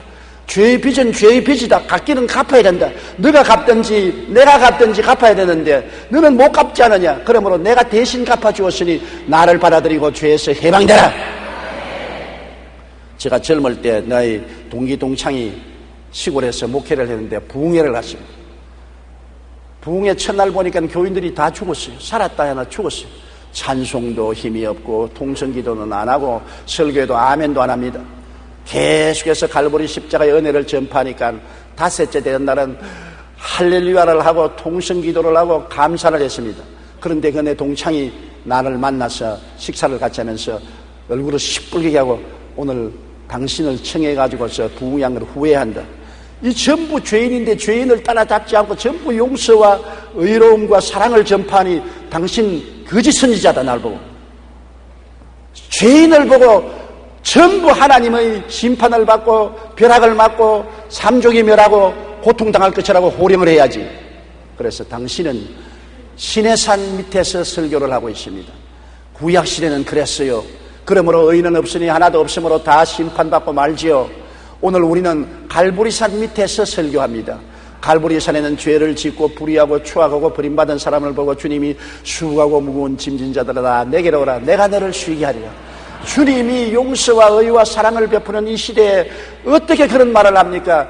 구약에는 죄를 지으면 짐승을 잡아서 제사를 드렸지만은 하나님의 아들이 영원한 제사를 드려서 영원히 우리 죄를 용서했으므로 그리스도를 통해서 나가면 영원한 용서와 의를 받는데 어떻게 정죄하는 설교를 합니까? 예수를 믿어 의롭게 되면 하나님이 후속 조치로 성령을 보내주셔서 성령을 인정하고 환영하고 모시드리고 의지하면 성령이 우리 연약함을 도와주심으로 우리가 의롭게 살 수 있는 힘을 얻는 것이지, 정죄하고 심판해서 전부 다 길을 죽여놓는다고 해서 사람들이 올바르게 되지 않습니다. 아무리 회개해도 다시 일어나서 또 죄짓고 회개해도 또 죄짓는 것은 회개해도 올바르게 살아갈 수 있는 힘이 없기 때문인 것입니다. 힘이 어디서 옵니까? 성령으로 말미암아 오는 것이지 나로 말미암아 오지 않습니다. 용서와 의는 선물로 받고 그 다음 성령을 모셔드림으로 성령이 도우셔서 우리가 힘을 얻을 수 있는 것입니다. 어린아이가 무거운 짐을 못 들 때 부모님이 함께 들어주면 들 수 있는 것입니다. 우리가 율법의 무거운 짐을 짊어질 수 없을 때 성령이 우리 속에 와서 힘을 주시면 너끈히 걸머쥐고 나갈 수가 있게 되는 것입니다. 그러므로 우리는 시내산 밑에서 사는 사람이 되지 말고 갈보리산 밑에 사는 사람이 되시기를 주님 이름으로 축원합니다. 마태복음 7장 3절에 어찌하여 형제의 눈 속에 있는 티는 보고 내 눈 속에 있는 들보는 깨닫지 못하느냐. 에베소 4장 31절에 서로 친절하게 하며 불쌍히 여기며 서로 용서하기를 하나님이 그리스도 안에서 너희를 용서하신 것 같이 하라. 하나님이 그리스도 안에서 우리를 친절하게 하고 불쌍히 여기고 용서해 준 것처럼 너희도 그렇게 하라. 주라 그리하면 돌려줄 것이라 했는데 용서와 사랑을 주면 용서와 사랑에 돌아오는 것입니다. 심판과 정죄를 주면 심판과 정죄가 우리에게 돌아오게 되는 것입니다. 1999년 코소보 전쟁 중 미군 3사람이 포로로 잡혔습니다. 그 중에 한 명인 크리스토퍼 스토우는 석방될 당시 자기를 가두어 두었던 보초를 위해 꼭 기도를 해주고 떠나야 한다고 말했습니다. 결국 그는 허락을 받아 그 감옥의 보초, 자기에게 몹쓸게 고통을 주고 괴롭힌 보초에 가서 당신이 나를 괴롭힌 것을 용서합니다. 나는 예수 이름으로 당신을 축복합니다고 기도하고 돌아섰습니다. 다른 동료들이 손가락질을 했습니다. 야, 이 자식아, 죽도록 박대를 당하고 발길로 채이고 매로 맞은 그 사람을 용서하고 축복하고 돌아오다니 너 그런 어떤 심보를 가지게 그러냐. 그런 말했으면 나를 위해서 그렇게 했다. 내가 용서하고 축복 안 하고 미국으로 돌아가면 평생의 원한이 내 마음에 쌓여서 썬물을 낼 것이니까 내가 그 청산하고 돌아가기 위해서 그렇게 했다고 말한 것입니다. 자신을 학대하던 사람에 대해 분노와 원한 대신 축복 기도를 하고 떠난 그 군인은 고향에 돌아가서 마음의 안정을 누구보다 빨리 얻었습니다. 그러나 다른 동료들은 내내 정신적인 고통을 당하고 육체적인 고통을 당하고 가정이 파괴되고 고난을 당했으나 용서한 이 사람은 건전한 생활을 시작할 수가 있는 것입니다. 용서와 건강의 관계를 40년 동안 연구해온 북캘리포니아의 태도치유연구센터가 내린 결론에 의하면 용서는 건강도 회복시켜 준다는 것입니다. 용서해야 마음도 건강하고 육체도 건강하고 가정도 건강해질 수가 있는 것입니다. 메가더 장군은 남의 과오를 용서할 수 있는 사람이야말로 하나님의 보호를 받는 사람이라고 말한 것입니다. 남을 긍휼히 여기고 용서하는 마음을 가지면 이처럼 건강의 회복도 임하게 되는 것입니다. 그렇기 때문에 여러분, 긍휼히 여기는 자는 복이 있나니 긍휼히 여김을 받는다. 내가 긍휼히 여기면 이웃으로부터 긍휼을 당하고 하나님이 우리를 긍휼히 보아주시는 것입니다. 내가 심판하고 용서하지 아니하면 하나님도 우리를 심판하시고 용서하지 아니하는 것입니다. 그렇기 때문에 우리는 항상 그리스도의 십자가를 바라보고 하나님이 우리를 용서하기 위해서 얼마나 처절하게 몸짓고 피 흘린 것을 생각하고 예수님의 용서를 받은 우리들은 용서의 빚을 진 사람인 것입니다. 엄청나게 긍휼히 여기고 용서해 줘야 될 빚을 진 사람으로 우리는 이웃을 용서하고 긍휼히 여기는 빚을 갚게 되기를 주님 이름으로 축원합니다. 6째로 마음이 청결한 자는 복이 있나니 저희가 하나님을 볼 것이라고 말하는 것입니다. 여러분, 우리가 하나님을 아무리 보려도 안 보이지 않아요. 소련의 우주인이 처음 우주에 올라갔을 때 아무리 살펴봐도 하나님은 안 보인다고 했었습니다. 그러나 미국 우주인은 우주선을 타고 하늘에 올라가고 난 다음 온 천지에 하나님이 가득하다고 하는 것입니다. 똑같은 우주선을 타고 하늘로 갔는데 한 사람은 하나님이 보이지도 않더라고 말하고 한 사람은 온 천지에 하나님이 가득하더라고 말하는 것입니다. 마음의 상태인 것입니다. 우리가 여러분 슬픈 마음을 가지면 나무도 슬프게 보입니다. 기쁜 마음을 보면 나무가 춤추는 것 같습니다. 나는 옛날에 우리 아버님을 전도해서 예수님을 믿게 하고 난 다음 아버님과 함께 새벽 기도를 마치고 밖에 나오는데 아버님이 그 전날까지도 죽어야 되겠다. 한강에 뛰어가서 자살해야 되겠다. 사업에 실패해서 이 가족을 내가 어떻게 걸머쥐고 가겠느냐. 네가 책임지라. 굉장히 우울한 말씀을 하셔서 내가 마음이 굉장히 괴로웠는데 중생을 하시고 새벽기도 나오면서 마침 눈이 내리는데 저 손을 흔들면서 이 정문에 있는 나무가 이렇게 아름다운 줄 몰랐다. 돌멩이도 이렇게 아름답고 하늘에 눈이 이렇게 이쁘고 아름다울 수가 없다. 다 똑같은데 뭐가 달라졌습니까? 아버님 마음이 달라진 것입니다. 환경이 달라진 것이 아닙니다. 마음이 달라진 것입니다. 똑같은 세상을 바라보면서 우리는 수천 가지 세상을 보는 것입니다. 기쁜 사람은 기쁜 세상을 보고, 슬픈 사람은 슬픈 세상을 보고, 미워하는 사람은 미워하는 세상을 보고, 온갖 환경은 우리 마음이 만들어내는 창조물이 되는 것입니다. 그렇기 때문에 마음이 정결하면 하나님이 마음속에 비춰오는 것입니다. 하나님은 광대하심으로 우리의 지식이나 인간의 지혜나 총명이나 모략이나 재능을 통해서는 볼 수가 없어요. 하나님을 어떻게 사람이 감히 볼 수 있는 것입니까? 깨끗한 호수에는 하늘이 비치지 않습니까? 여러분 맑은 호수에 가보세요. 호수 주변에 있는 나무도 비치고 둥실 때 가는 구름도 물에 비치고 파란 하늘도 비추어서 하늘이 물 안에 있고 물 안에 하늘이 있는 것을 보는 것입니다. 그러나 썩은 물에는 가보면 나무도 비치지 않고 구름도 비치지 않고 하늘도 비치지 않고 썩은 냄새만 푹푹 풍기고 있는 것입니다. 예레미야 17장 9절에 만물보다 거짓되고 심히 부패한 것은 마음이라 했는데, 사람의 마음이 구원받기 전에는 만물보다 부패하고 더러운 썩은 물이기 때문에 하늘이 비치지 않지요. 그러므로 사람들이 말하기를 하늘 아래 머리를 두고 살면서 하나님 어디 계시냐, 내 주먹을 믿어라. 그러나 예수 믿는 사람은 해를 봐도 하나님이 보이고, 달을 봐도 하나님이 보이고, 별들을 봐도 하나님이 보이고, 꽃 한 포기를 봐도 하나님이 묘하게 지으셨구나, 사람들을 봐도 하나님이 얼마나 이쁘고 아름답게 사람을 만드셨느냐. 여러분, 하나님 만드신 사람을 아름답게 보아야 되는 것입니다. 우리가 좋은 경치를 보면은 바다가 아름답구나, 산천이 저렇게 곱구나, 아름답다 그럽니다. 그러면 하나님이 여러분께 묻습니다. 내가 만든 자연 만물을 아름답고 하는데 나의 가장 걸작품인 사람은 아름답지 않느냐? 너희 남편 아름답지 않느냐? 너희 아내 아름답지 않느냐? 너희 자식 아름답지 않느냐? 몰랐네요. 여러분, 자연이 아름다운데 최고 걸작품으로 하나님이 사람을 만들었으니 사람은 아름다운 것입니다. 아름답게 봐야 돼요. 남편을 아름답게 보십시오. 아내를 아름답게 보십시오. 자식을 아름답게 보십시오. 이웃을 아름답게 보십시오. 밉다고 생각하면 모든 것이 미웁게 보이는 것입니다. 아름답다고 생각하면 미운 가운데도 모든 아름다운 것이 눈에 보이는 것입니다. 마음이 나의 환경을 바라보게 하고 결정하게 만드는 근본적인 요소가 되는 것입니다. 지킬 만한 것보다 내 마음을 지켜라. 생명이 그러니 이에서 난다고 말한 것입니다. 시편 24편 3절로 4절에 야훼의 산에 오를 자가 누구며 그의 거룩한 곳에 설 자가 누구인가? 손이 깨끗하며 마음이 청결하며 뜻을 헛한 데 두지 아니하며. 마음이 청결한 사람이 하나님 산에 올라갈 수 있다고 말한 것입니다. 그런데 마음이 청결하지 않으면 어떻게 해요? 여러분, 복음을 받아들이는데 보세요. 전도를 하는데 70 넘은 할아버지 할머니에게 전도해서 예수 믿게 하는 것은 하늘에 별 따기만치 어렵습니다. 70, 80 먹은 사람 고집이 세가지고서 무슨 말을 해도 안 들어가요. 딱딱한 바위에다가 실을 심으려는 것과 같습니다. 그러나 유치원 어린이들에게 복음을 전해보십시오. 질문도 안 하고 의심도 안 하고 찬송 부르자면 찬송 부르고 기도하자면 기도합니다. 여러분 집에서 손주나 손녀 이제 말을 배우기 시작한 어린이들을 데리고서 가정예배 보십시오.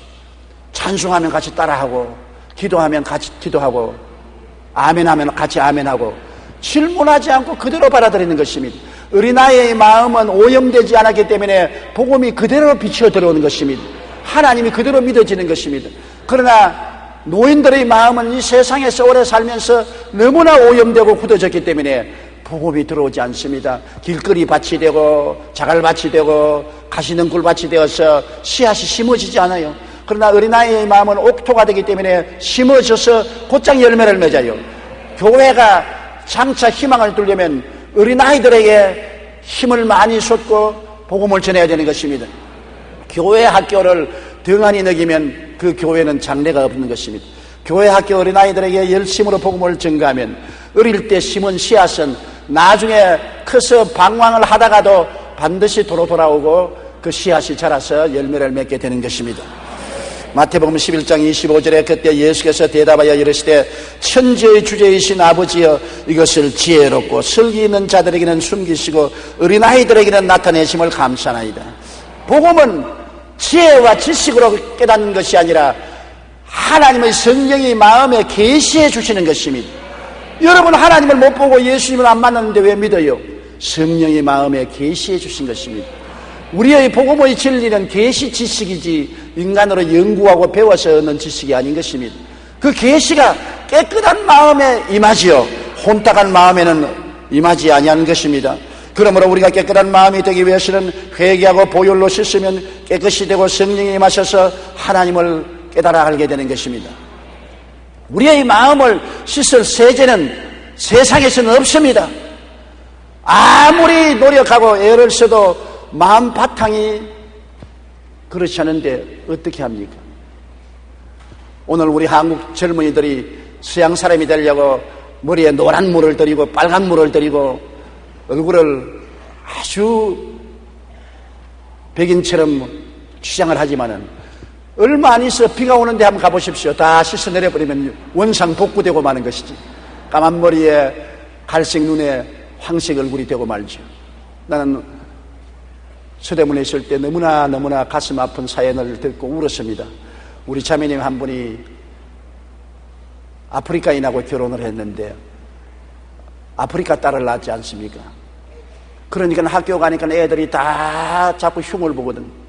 얘가 너무나 고통스러우니까 하루에 엄마가 장사하고 돌아오니까 얼마나 수세미로 손을 씻었든지 피부가 다 바뀌어져서 피투성이가 됐어요. 그러면서 말이에요, 엄마 나는 왜 아무리 때를 벗겨도 살이 까마? 나는 왜 이래? 그리고 엄마가 그 아기를 낳고 통곡을 하고 울었다고 해서 이 애를 어떻게 하면 좋겠느냐, 그래서 제가 홀도 고아원에 이야기해서 양녀로 보내도록 수습을 해준 적이 있습니다.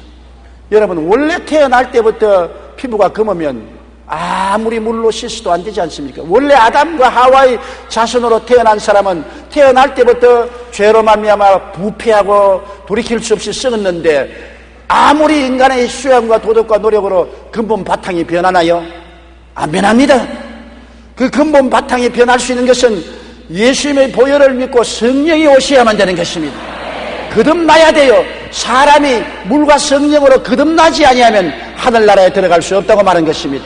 거듭나기 위해서는 예수의 보혈로 씻고 성령이 오셔야 되는 것입니다. 누구든지 그리스도 안에 있으면 새로운 피조물이라. 이전 것은 지나갔으니 보라 새 것이 되었도다. 예수 믿는 사람은 이전 아담의 사람은 십자가에서 청산해버리고 새로 피조되는 것입니다. 그래서 우리가 회개하고 보혈로 씻으면 성령이 오셔서 우리 마음을 깨끗하게 만드시고 우리 마음속에 하나님이 비춰오는 것입니다. 디도서 3장 5절로 6절에 오직 그의 긍휼하심을 따라 중생의 씻음과 성령의 새롭게 하심으로 하셨나니 우리 구주 예수 그리스도로 말미암아 우리에게 성령을 풍성히 부어주신다고 말한 것입니다. 예수를 믿고 보혈로 씻음 받으면 성령을 풍성히 부어주셔서 성령을 통해서 하나님을 배울 수가 있는 것입니다.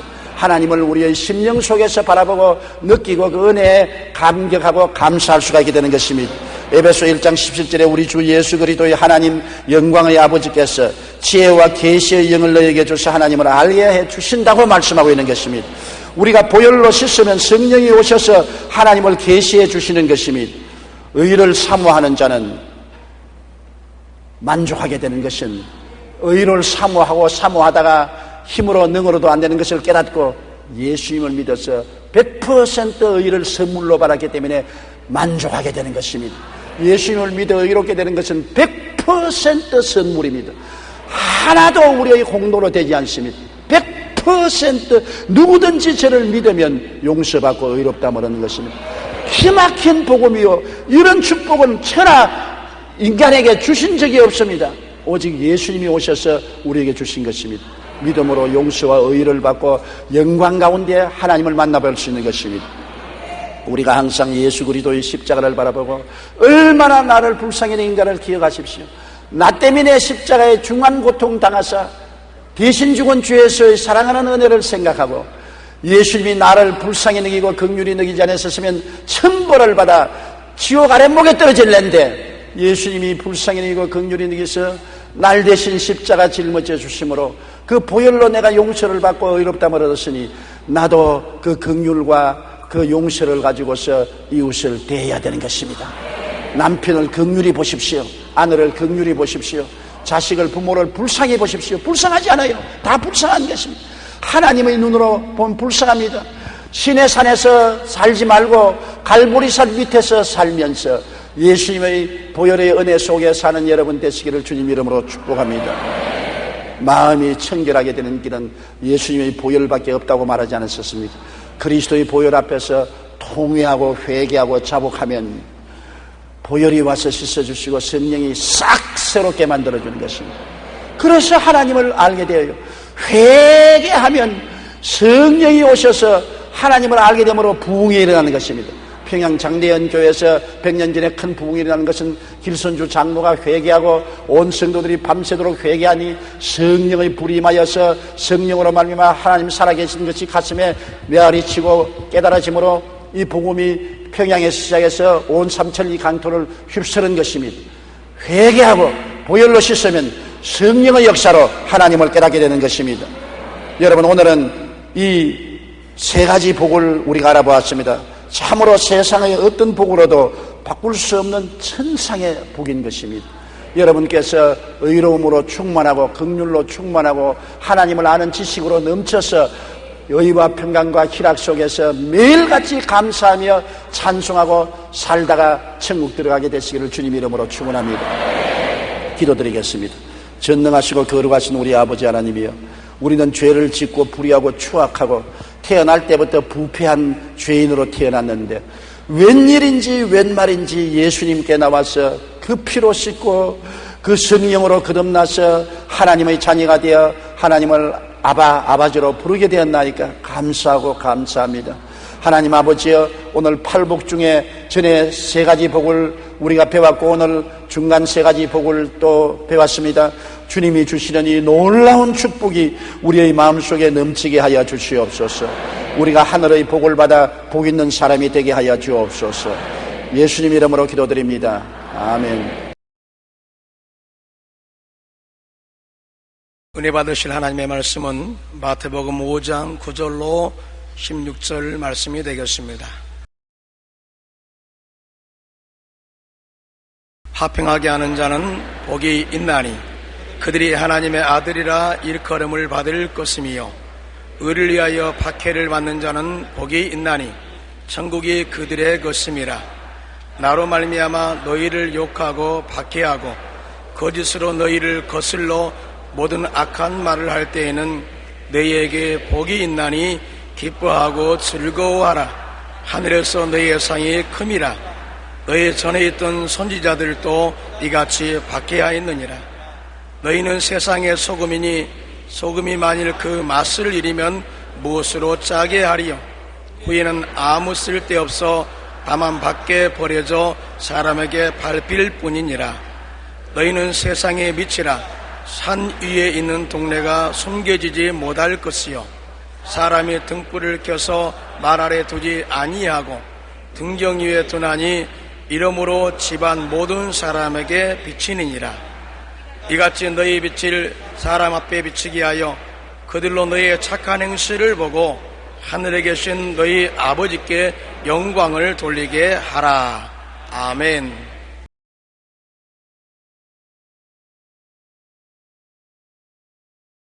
오늘은 8가지 최상의 복 제3편 마지막을 함께 알아보겠습니다. 우리는 복 있는 사람의 마음가짐에 대하여 2주째 말씀을 나누었습니다.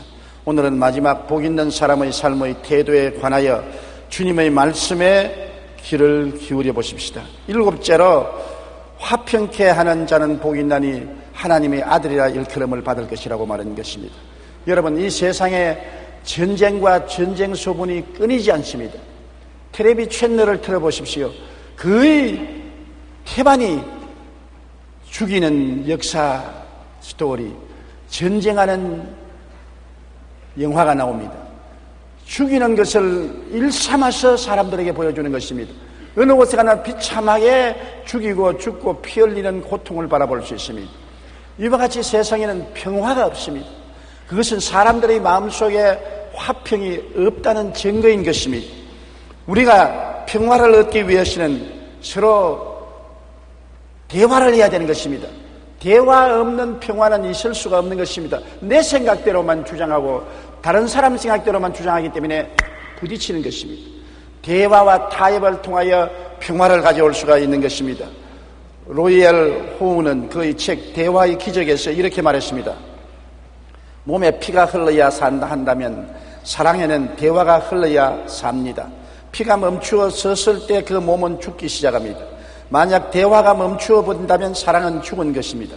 그 사이에는 분노와 증오가 잉태됩니다. 이미 죽은 몸은 살리지 못합니다. 그러나 대화는 이미 죽은 관계까지 회복할 능력이 있습니다. 진정 이것이 대화의 기적이라 아니할 수 없습니다. 이처럼 대화를 통해서 우리는 오해와 미워하는 사람과 화평할 수 있고 원수도 화평으로 인도할 수가 있는 것입니다. 화평케 하기 위해서는 반드시 대화를 가져야 됩니다. 우리는 우리의 가족 간에 화평을 가지 못하는 일이 너무나 많습니다. 오늘날 부부간에 알력은 말할 필요 없고 부모 자식 간에 죽이기까지 하는 것입니다. 가장 가까운 혈족끼리도 화평이 없습니다. 그것은 대화를 하지 않기 때문에 그런 것입니다. 가족 간의 대화가 가정의 화평을 가져오는 지름길이 되는 것입니다. 지난 5월 15일 취업 포털 카리어에서는 직장인 1,574명을 대상으로 가족 간의 대화에 대한 설문조사를 실시했습니다.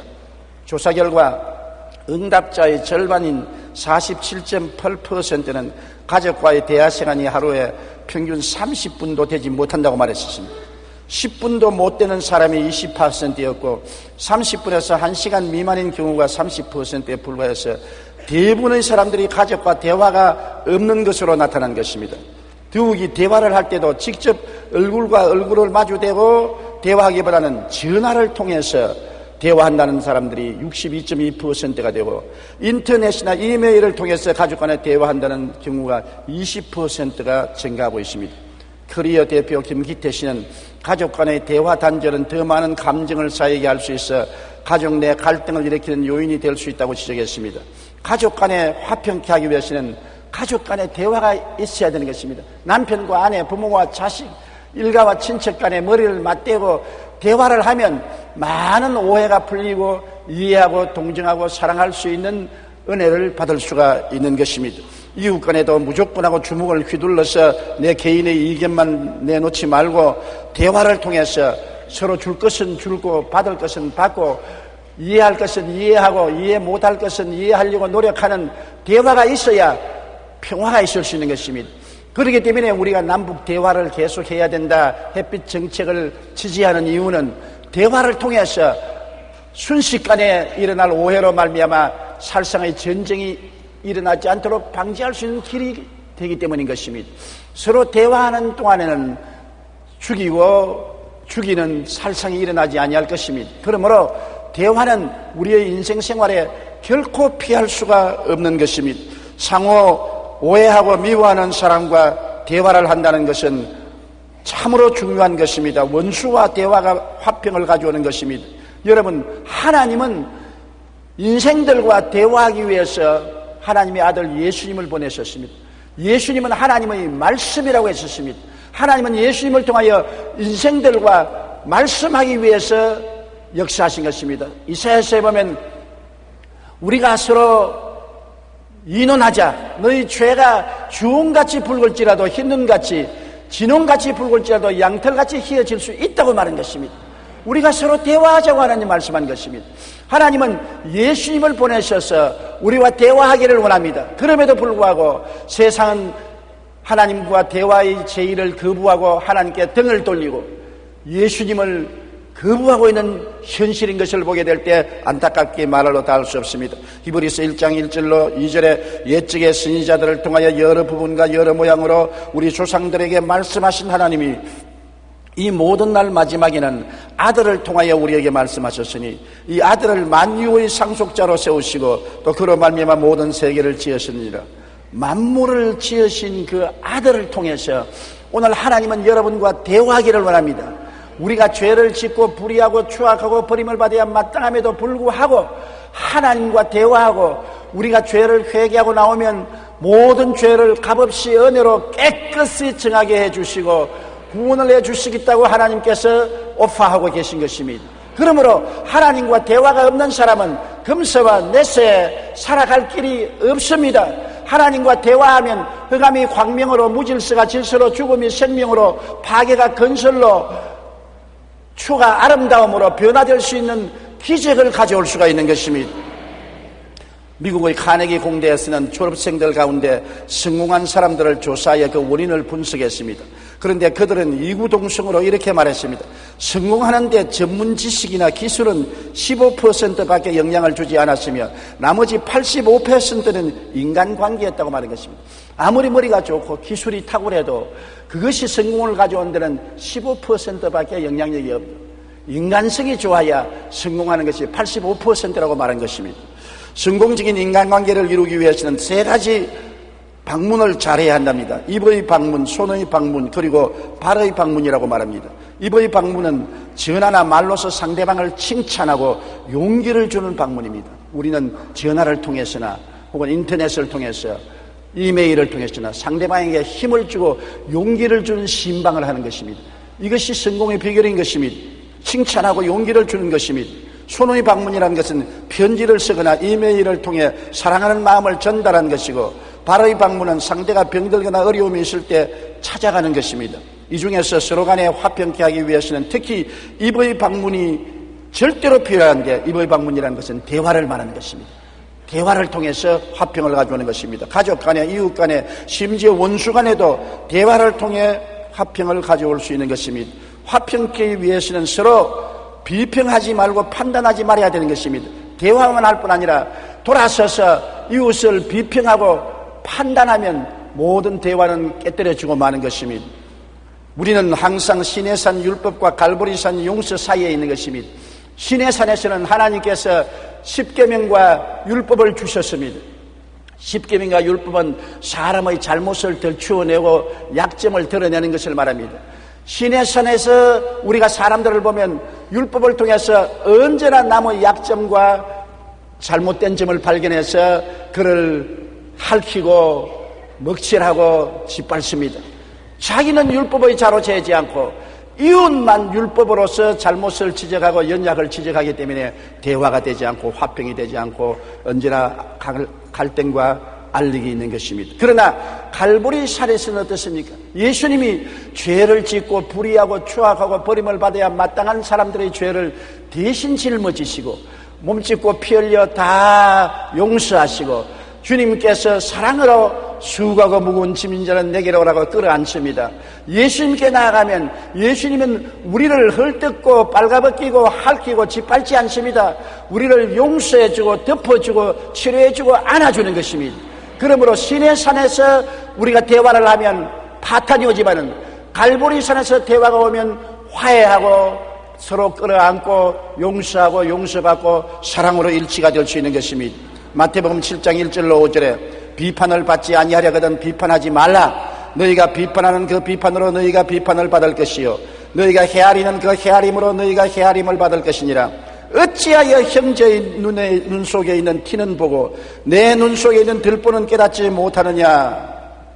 보라, 내 눈 속에 들보가 있는데 어찌하여 형제에게 말하기를 나로 내 눈 속에 있는 티를 빼게 하라 하겠느냐. 외식하는 자여, 먼저 내 눈 속에서 들보를 빼어라. 그 후에야 밝히 보고 형제의 눈 속에서 티를 빼리라. 내 눈에 들보가 있는데도 불구하고 나는 안 보고 이웃 형제에게 내 눈에 티 있지, 보기가 흉하다, 내가 뽑아주마.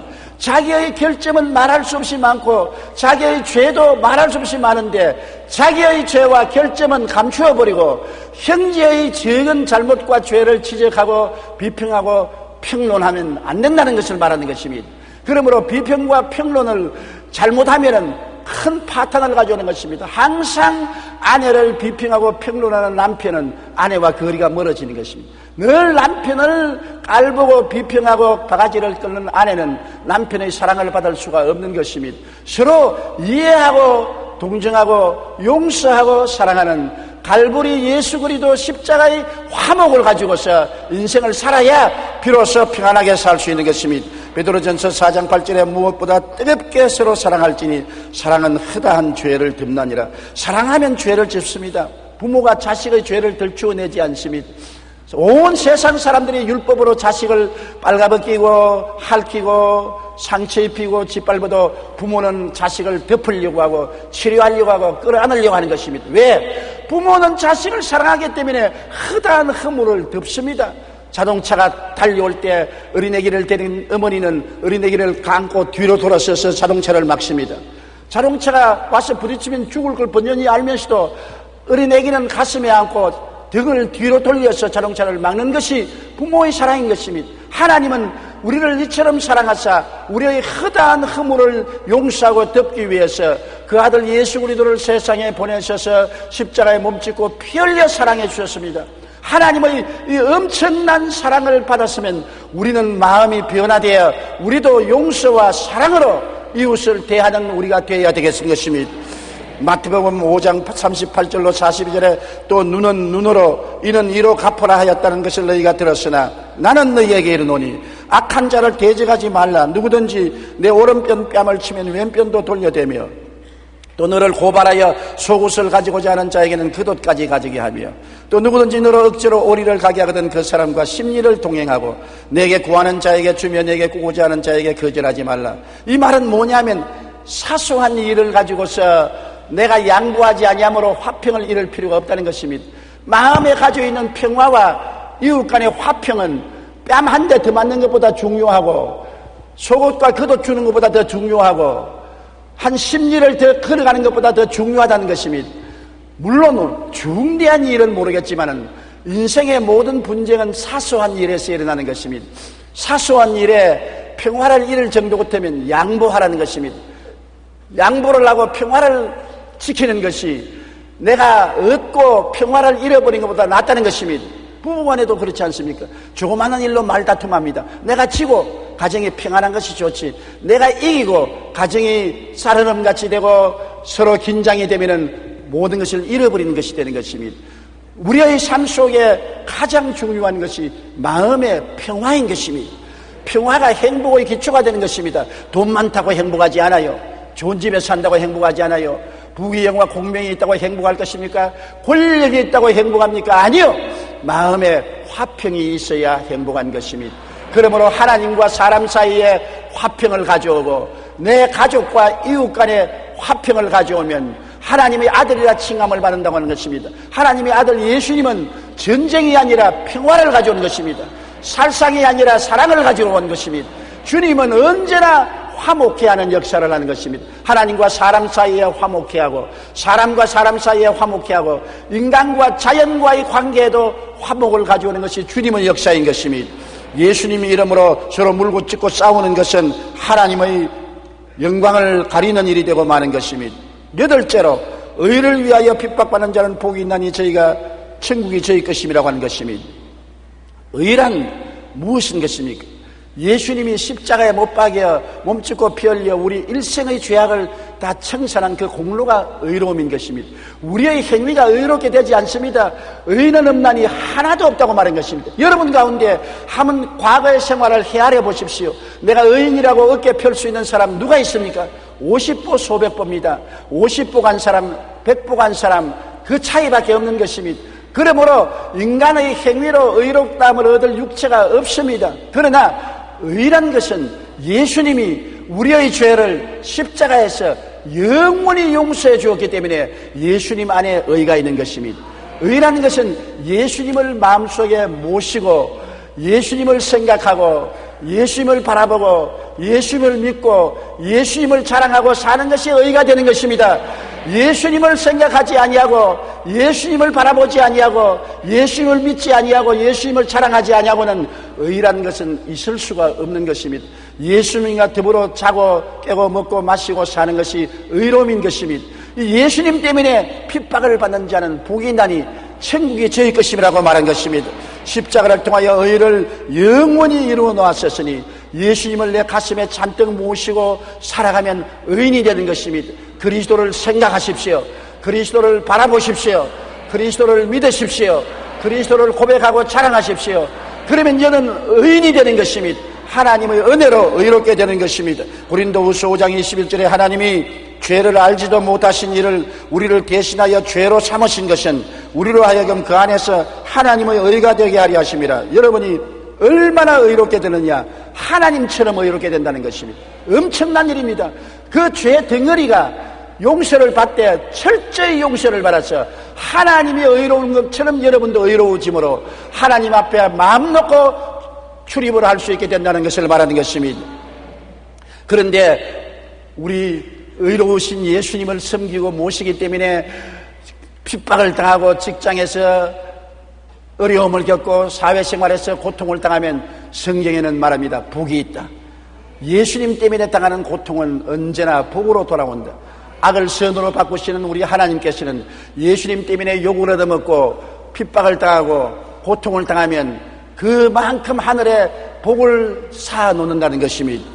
마태복음 5장 11절에 나로 말미암아 너희를 욕하고 박해하고 거짓으로 너희를 거슬려 모든 악한 말을 할 때 너희에게 복이 있다고 말한 것입니다. 왜 복이 있느냐?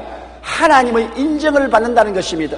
예수님 저렇게 잘 믿어서 세상 사람에게 욕을 얻어먹고 오해당하고 핍박당하고 고통을 당하는 것은 진짜로 예수 잘 믿는 사람이란 증거가 되는 것입니다. 하나님의 인정을 받는 것입니다. 최고의 상입니다. 세상에 인정을 받는 것도 좋은 일이 아닙니까? 국가에서나 사회단체에서 인정해서 상장을 주는 것을 영광스럽게 생각합니다. 만왕의 왕 만주의 주가 인정을 해주는 그러한 상은 최고의 상입니다. 핍박을 받을 때 주님 때문에 고난당할 때 최고의 인정을 받는 것입니다. 로마서 1장 11절에 기록된 바 오직 의인은 믿음으로 말미암아 살리라 것 같다고 말하는 것입니다. 그리고 왜 의인의 복을 받느냐 하면 예수님 때문에 핍박을 받고 고통받을 때 그만큼 하나님의 사랑을 받게 되는 것입니다. 우리가 세상에 쫓겨서 나가면 하나님이 기다렸다가 손을 펴고 품에 안아주는 것입니다. 세상에 맞을 때 하나님이 사랑해 주시고 세상에 욕을 얻어먹을 때 하나님이 칭찬해 주시고 반대급부로 세상이 아무리 쥐어박아도 하나님은 더욱 사랑을 부어주신다는 것입니다. 그렇기 때문에 예수님 때문에 핍박을 받고 고통을 받는 사람의 복은 최고의 특전인 하나님의 사랑을 받는 것입니다. 부모의 사랑받는 것도 좋고 국가의 사랑을 받는 것도 좋지만은 하나님의 사랑을 받는 것 엄청나지 않습니까? 그 하나님의 사랑은 공평하지 않습니다. 적게 사랑받는 사람도 있고 많이 사랑받는 사람도 있습니다. 우리가 많이 주를 위해서 고난당하면 더 많이 사랑받고 적게 고난당하면 적게 사랑받는 것입니다. 성경에는 제가 나를 사랑한 적 내가 저를 건지리라, 제가 내 이름을 안 적 내가 저를 높이리라고 말씀한 것입니다. 그리고 의인이 복이 있는 것은 성령님의 위로를 받기 때문인 것입니다. 고난이 더하면 더할수록 성령의 위로도 더한 것입니다. 우리가 이 세상에 그리스도를 위해서 욕을 얻어먹거나 핍박을 받거나 감옥에 들어가거나 괴로움을 당한 경험이 없는 사람은 성령의 위로가 무엇인지 모릅니다. 그러나 그리스도 때문에 이 세상에서 고통을 당할 때는 하나님의 성령이 오셔서 품어주시고 엄청난 위로를 주신 것입니다. 마음의 안정과 평안과 기쁨과 소망으로 들뜨게 만들어주는 것입니다. 기쁨이 넘치게 하는 것입니다. 나는 성령의 위로를 보고 놀란 적이 있습니다. 제가 불광동에서 목회를 할 때 18살의 과부가 된 할머니가 외딸 하나를 키워서 고등학교 선생에게 시집을 보냈는데 이 외딸이 애를 낳고 난 다음 심장병으로 죽어가고 있었습니다. 병원에서는 이제 집에 들어가서 장례식을 치르라 했었습니다. 그 딸을 우리 천막 교회에 데리고 왔습니다. 그래서 그 어머니도 회개하고 딸도 회개하고 부르짖어 기도하다가 성령을 받았습니다. 그래서 그 딸이 한동안은 잘 회복되다가 하루에 너무나 감사도 일어나서 천막에서 춤을 너무 추워가지고서 그만 심장에 무리가 돼서 숨이 넘어갑니다. 그리고 그 딸이 세상을 떴습니다. 그 어머니가 집에 있고 딸은 천막 교회에 있는데 최자철 목사님과 내가 들끝에 그 죽은 딸을 담아서 추운 겨울날 미끄러지면서 그 집을 방문해 가는데 저희 마음이 처참했습니다. 과부 18살 과부의 금지 5개월을 키운 딸이 심장병으로 죽었는데 그 시체를 들고 들어가니 그 노인을 어떻게 대하겠습니까? 기도했습니다. 하나님, 우리는 위로할 수 없습니다. 성령께서 위로하지 우리는 위로할 수 없습니다. 이 딸을 보면 그 어머니가 졸도하고 죽을는지도 모릅니다. 그리고 그 딸을 들것에 들고 들어가니 왜 내 딸을 들것에 들고 와서? 딸이 천국에 갔었습니다. 아유, 그러더니만 주저앉아요. 그 딸을 방 안에 들여놓고 제가 안수하고 기도하며 함께 울었습니다. 그러자 그 다음에 성령의 위로가 그 할머님 속에 오는데 그 할머니가 70이 넘었는데 참 찬송을 부르고 박수를 치면서 기뻐하고 주문객들이 와서 위로하니까 슬퍼하지 말라. 내 딸은 예수 믿고 천당 가시니 슬퍼하지 말라. 장례식이 끝나는 데까지 늘 마음의 위로를 받아 평안을 가지고 기뻐하는 것을 보았었습니다. 여러분, 이것은 기뻐할 수 있는 처지가 못 됩니다. 자기 딸이 죽고 이제 딸 없는 사위하고 어떻게 삽니까? 앞길이 막막합니다. 그럼에도 불구하고 슬픔과 고통과 괴로움을 이길 수 있는 힘이 성령의 위로로 말미암아 오는 것을 보았었습니다. 데살로니가후서 2장 16절에 우리 주 예수 그리스도와 우리를 사랑하시고 영원한 위로와 좋은 소망을 은혜로 주신 우리 아버지께 감사하라고 말씀하고 있는 것입니다. 우리가 의롭게 살다가 핍박을 받으면 천국 시민의 확증을 받기 때문에 복을 받습니다. 천국 시민이기 때문에 복을 받습니다. 세상 사람 같으면 세상이 자기 편이니까 끌어안지만은 세상에 볼 때 자기 편이 아니기 때문에 핍박한단 말입니다. 핍박을 당하는 이유는 천국 시민이 되었다는 증거인 것입니다. 천국 시민증을 흔들어주는 것입니다. 세상에서 버림당하나 하나님은 시민인 것을 확정해 주는 것입니다. 빌립보서 3장 20절에 그러나 우리의 시민권은 하늘에 있는지라 거기로부터 구원하는 자 곧 주 예수 그리스도를 기다린다고 말한 것입니다. 그러므로 우리가 의로운 삶을 살다가 핍박을 받을 때 어떻게 하는 것입니까? 기뻐하고 즐거워하고 춤을 추라고 말한 것입니다. 세상 사람들은 핍박을 받고 욕을 얻어먹고 손가락질하면 슬퍼하고 통탄하고 괴로워할 것인데 우리 주 안에서 의로운 삶을 얻은 우리들이 핍박을 받고 고난당할 때는 기뻐하고 즐거워하고 춤을 추라는 것입니다. 왜냐? 우리 전에 있던 선지자들도 핍박받았고 사도들도 핍박받았으니 우리도 핍박받는데 동참할 수 있다는 그 특권을 생각하고 기뻐하고 즐거워하라. 왜? 하늘의 상이 크기 때문인 것입니다. 하나님께서는 이 땅에서 우리가 희생을 당하면 하늘에서 엄청난 상을 예비하고 축복해 주시기 때문인 것입니다. 그 다음에 우리 팔복을 받은 사람들은 이 세상에서 소금과 빛된 그리스도인이 되라고 말하는 것입니다. 너희는 세상의 소금이라고 말했습니다. 소금은 왜 소금입니까? 맛을 내기 때문에 소금인 것입니다. 삶을 맛있게 하는 양념 같은 것이 소금인 것입니다. 우리가 음식 먹을 때 소금 없이 음식을 먹을 수 없습니다. 계란도 삶아 놓으면 소금에 찍어야 맛이 있지 소금에 찍지 않으면 눅눅해서 맛이 없습니다. 간장도 된장도 김치도 모든 것이 소금이 들어가야 됩니다. 우리보다 소금을 더 많이 먹는 것이 서양 사람인 것입니다. 서양 사람들은 다른 양념은 없으니까 소금이 양념입니다. 이거는 뭐 빵에도 소금을 치지 않냐, 계란에도 소금을 치지 않냐, 뭐 고기 구운데도 소금을 치지 않냐, 전부 소금을 칩니다. 소금이 들어가야 양념이 되어서 맛이 나는 것입니다. 성경 말하기를 너희는 소금 같은 사람이라고 말했습니다. 예수 믿는 사람이 어느 곳에 가나 맛을 내는 양념 같은 사람이 돼야지 예수 믿는 사람이 어느 곳에 가나 썰개 같은 사람이 돼서는 안 되는 것입니다. 오늘 많은 예수 믿는 사람들이 소금이 되지 못하고 썰개가 됩니다. 여기 가도 사람이 고통을 당하게 하고 저기 가도 사람을 이간시켜놓고 분리시키고 사람이 그 사람을 만나면 얼굴을 찌푸리고 닝닝하게 생각하는 사람들이 있는 것입니다. 우리는 소금이 되어야 되는 것입니다. 어느 곳에 가나 양념 같은 사람이 되어서 그 모임을 즐겁게 하는 것입니다. 저 사람만 만나면 오늘 기분이 좋아, 마음이 즐거워, 그래야지. 저 사람만 만나면 재수가 없어, 오늘 기분 나빠. 정말 재수 없는 사람이 있어요. 만나면 기분 나쁘고 우울하고 에이 오늘 별난 것 다 만났네. 만날 때마다 마음이 즐겁고 상쾌한 사람이 있습니다. 양념 같은 사람이 있습니다. 소금인 것입니다. 주님께서 말씀하기를 예수 믿는 너희는 소금으로 만들어졌다고 말한 것입니다. 여러분은 다릅니다. 여러분은 하나님이 만든 소금인 것입니다. 하나님이 만든 소금이기 때문에 여러분 자신을 알고 소금의 역할을 하면 어느 곳에 가나 양념 같은 사람이 되어서 여러분 환영을 받고 귀하게 능력을 받습니다. 식당에 가면은 사람들이 소금 주세요, 소금 어디 있어요 하는 것처럼 그 사람 어디 있어요, 그 사람 보내주세요, 그 사람 만나게 해주세요. 소금 같은 남편, 아내에게 얼마나 즐겁습니까? 소금 같은 아내, 남편에게 얼마나 사랑받겠습니까?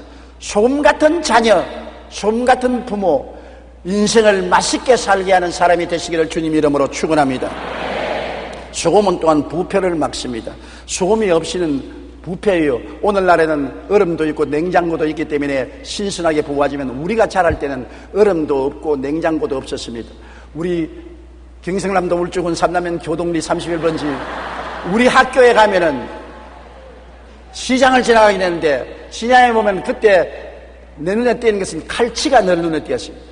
완전히 소금 범벅입니다. 소금인지 칼치인지 알지 못합니다. 왜냐하면 울산에서 잡은 소금을 칼치를 은양까지 가져오는데 소금을 절여가지고서 소금 덩어리가 돼요. 그런데 그 칼치를 잘라가지고서 고춧가루 넣고 찢어 놓으면 그 국물이 짜기는 한없이 소태같이 짠데 얼마나 맛있든지 말로 다 할 수가 없어요. 내 짝꿍이 하루는 오더니만 공부를 안 하고 입맛을 쭉 사십시오. 과신 맛있더래. 또 있다가 과신 맛있더래. 뭐가 그래 맛있니? 자기 아버지가 오랜만에 시장에 가서 코린내 나고 소금에 쪄린 칼치 꼬랑지 하나 가지고 와서 그거를 찢어서 가족들이 저녁에 나누어 먹었어요. 시골에서 비린내 나는 것 입에 대볼 수가 없습니다. 1년 내내 가서. 그런데 그걸 먹고 난 다음 너무 좋아가지고서 하루 종일 낼 그 말만 하는 것입니다. 과신 맛있더래. 저도 어릴 때 소금 절인 그 짠 갈치토막을 지져놓은 것이 너무나 맛있어서 요사이도 그것을 좀 먹어보려고 아무리 만들어 놓아도 맛이 없어요. 그때 그렇게 맛있던 것이 왜 맛이 없는지 모르겠어요. 소금은 썩는 것을 부패하는 것입니다. 오늘날 하나님은 우리를 소금으로 만들었기 때문에 어느 곳에나 부패가 꽉 들어찬 세상에서 정의를 가져오고 성결함을 가져오고 하나님의 영광을 가져오는 우리가 돼야 되는 것입니다. 우리가 세상에 함께 섞여서 썩어버리면 안 되는 것입니다.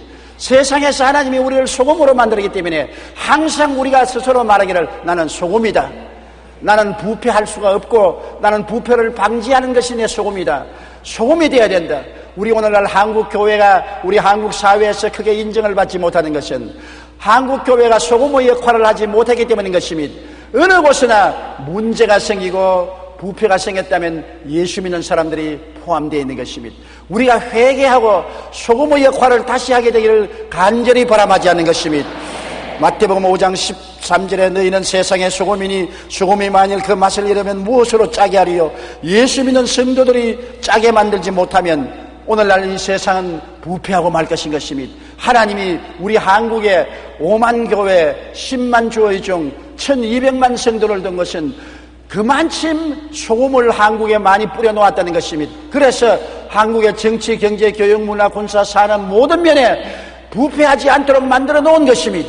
오늘날 평양 100주년 부흥대회가 다시 한국에 일어나려면 다른 것 구하지 말고 하나님 소금의 본연 자세로 돌아가게 하여 주시옵소서. 우리는 지금까지 소금 역할을 하지 못했습니다. 세상과 함께 놀아나고 부패했습니다. 회개하오니 우리 소금의 본연으로 돌아가게 하여 주시옵소서. 그래서 소금으로 생각하고 소금으로 말하고 행동하면은 우리 개인과 사회와 국가에 그리스도의 영광이 새롭게 나타나게 될 것입니다. 그리고 또 성경은 우리가 빛된 그리스도인이라고 말한 것입니다. 내가 전에는 어두움이더니 이제는 빛이라고 말한 것입니다. 옛날에는 마귀의 지배를 받은 어두움이었습니다. 캄캄했습니다. 그런데 우리는 오늘날 주님 안에서 빛이 되었다고 말하는 것입니다. 그리스도의 복음의 등대되는 삶을 말하는 것입니다. 여러분, 우리가 주 예수를 믿고 빛이 된 것은 이 세상이 어둡지 않아요. 사람들이 어디서 와서 왜 살며 어디로 가는지 모르는 캄캄한 밤에 살고 있습니다. 그저 무엇을 먹을까, 무엇을 입을까, 무엇을 마실까, 어떻게 살고 부귀영화 공명만 찾아서 헤매고 내일을 알지 못합니다. 마치 도살장에서 돼지를 목을 자를 때 콩을 줄줄줄 흘려놓으면 콩 먹다가 따라가다가 철컥 목이 날아가고 콩 먹다가 따라가다가 철컥 목이 날아가는 것처럼 사람은 죽을 때까지 탐욕을 쫓아가다가 순식간에 죽어 지옥으로 떨어지는 것입니다. 어둡고 캄캄하고 목매합니다. 그렇기 때문에 우리 예수 믿는 사람을 하나님이 빛으로 보내신 것입니다. 우리를 통해서 죄인이 예수를 믿고 의인이 되고 천국 가는 길을 밝히 보여주고 진리를 깨닫게 해주는 등대가 되어야 되는 것입니다. 우리가 빛을 비추지 아니하면 우리 주위에 어두움에 있는 사람들이 다 지옥 가지 않겠습니까? 우리가 어두움에 처한 사람들에게 항상 빛을 전도를 해야 되는 것입니다. 길을 알미하고 진리를 말해주어야 되는 것입니다.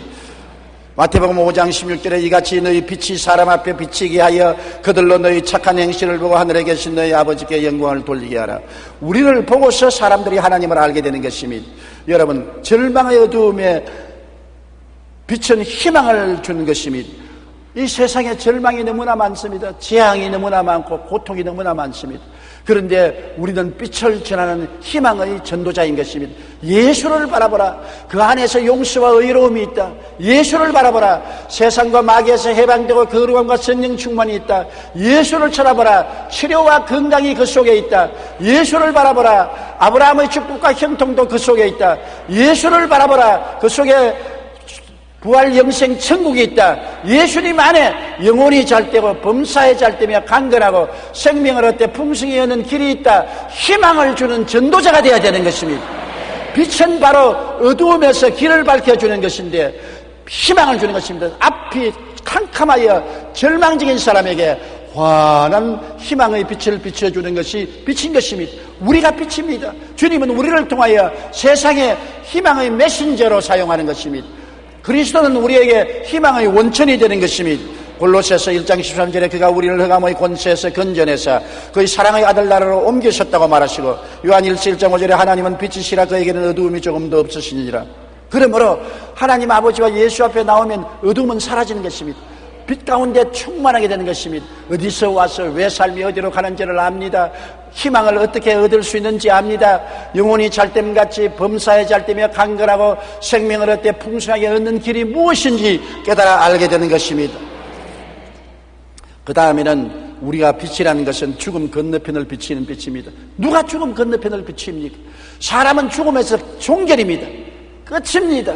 모든 삶이 여기에서 엔드입니다. 그런데 우리는 그 건너편을 비추입니다. 요단강 건너편 그리스도의 세우신 나라를 알고 있는 것입니다.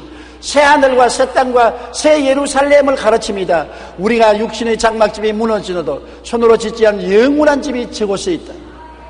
우리가 이 세상에 죽임을 당할지라도 우리를 위해서 있을 곳을 예비하신 우리 주님이 기다리고 계신다. 그래서 죽음 저 건너편에 우리가 손가락으로 가르치는 안내자가 되는 것입니다. 달이 아무리 비추어도 달을 쳐다보지 못한 사람에게 달을 보라고 가르치는 손가락과 같은 것입니다. 베드로전서 2장 9절에 너희는 택하신 족속이요 왕같은 제사장들이요 거룩한 나라여 그의 소유가 된 백성이니 이는 너희를 어두운 데서 불러내어 그의 기이한 빛에 들어가게 하신 이의 아름다운 덕을 선포하게 하려 하심이라. 주 건너편에 영생이 있는 것을 선포하는 것이 여러분의 빛이 된 사명인 것입니다.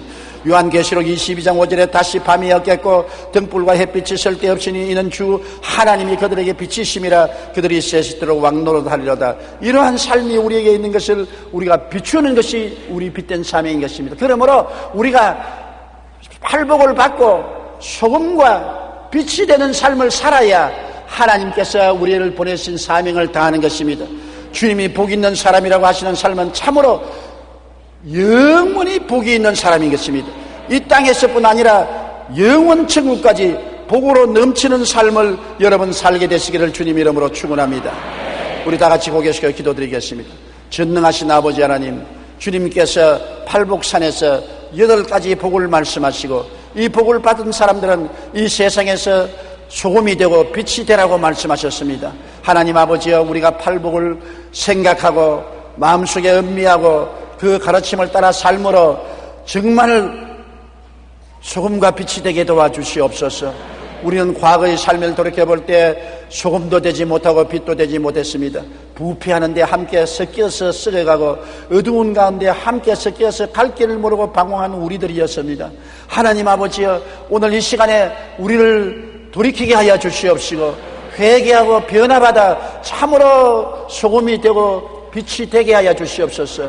하나님이 우리를 소금으로 만들어 놓았습니다. 우리를 빛으로 만들어 놓았습니다.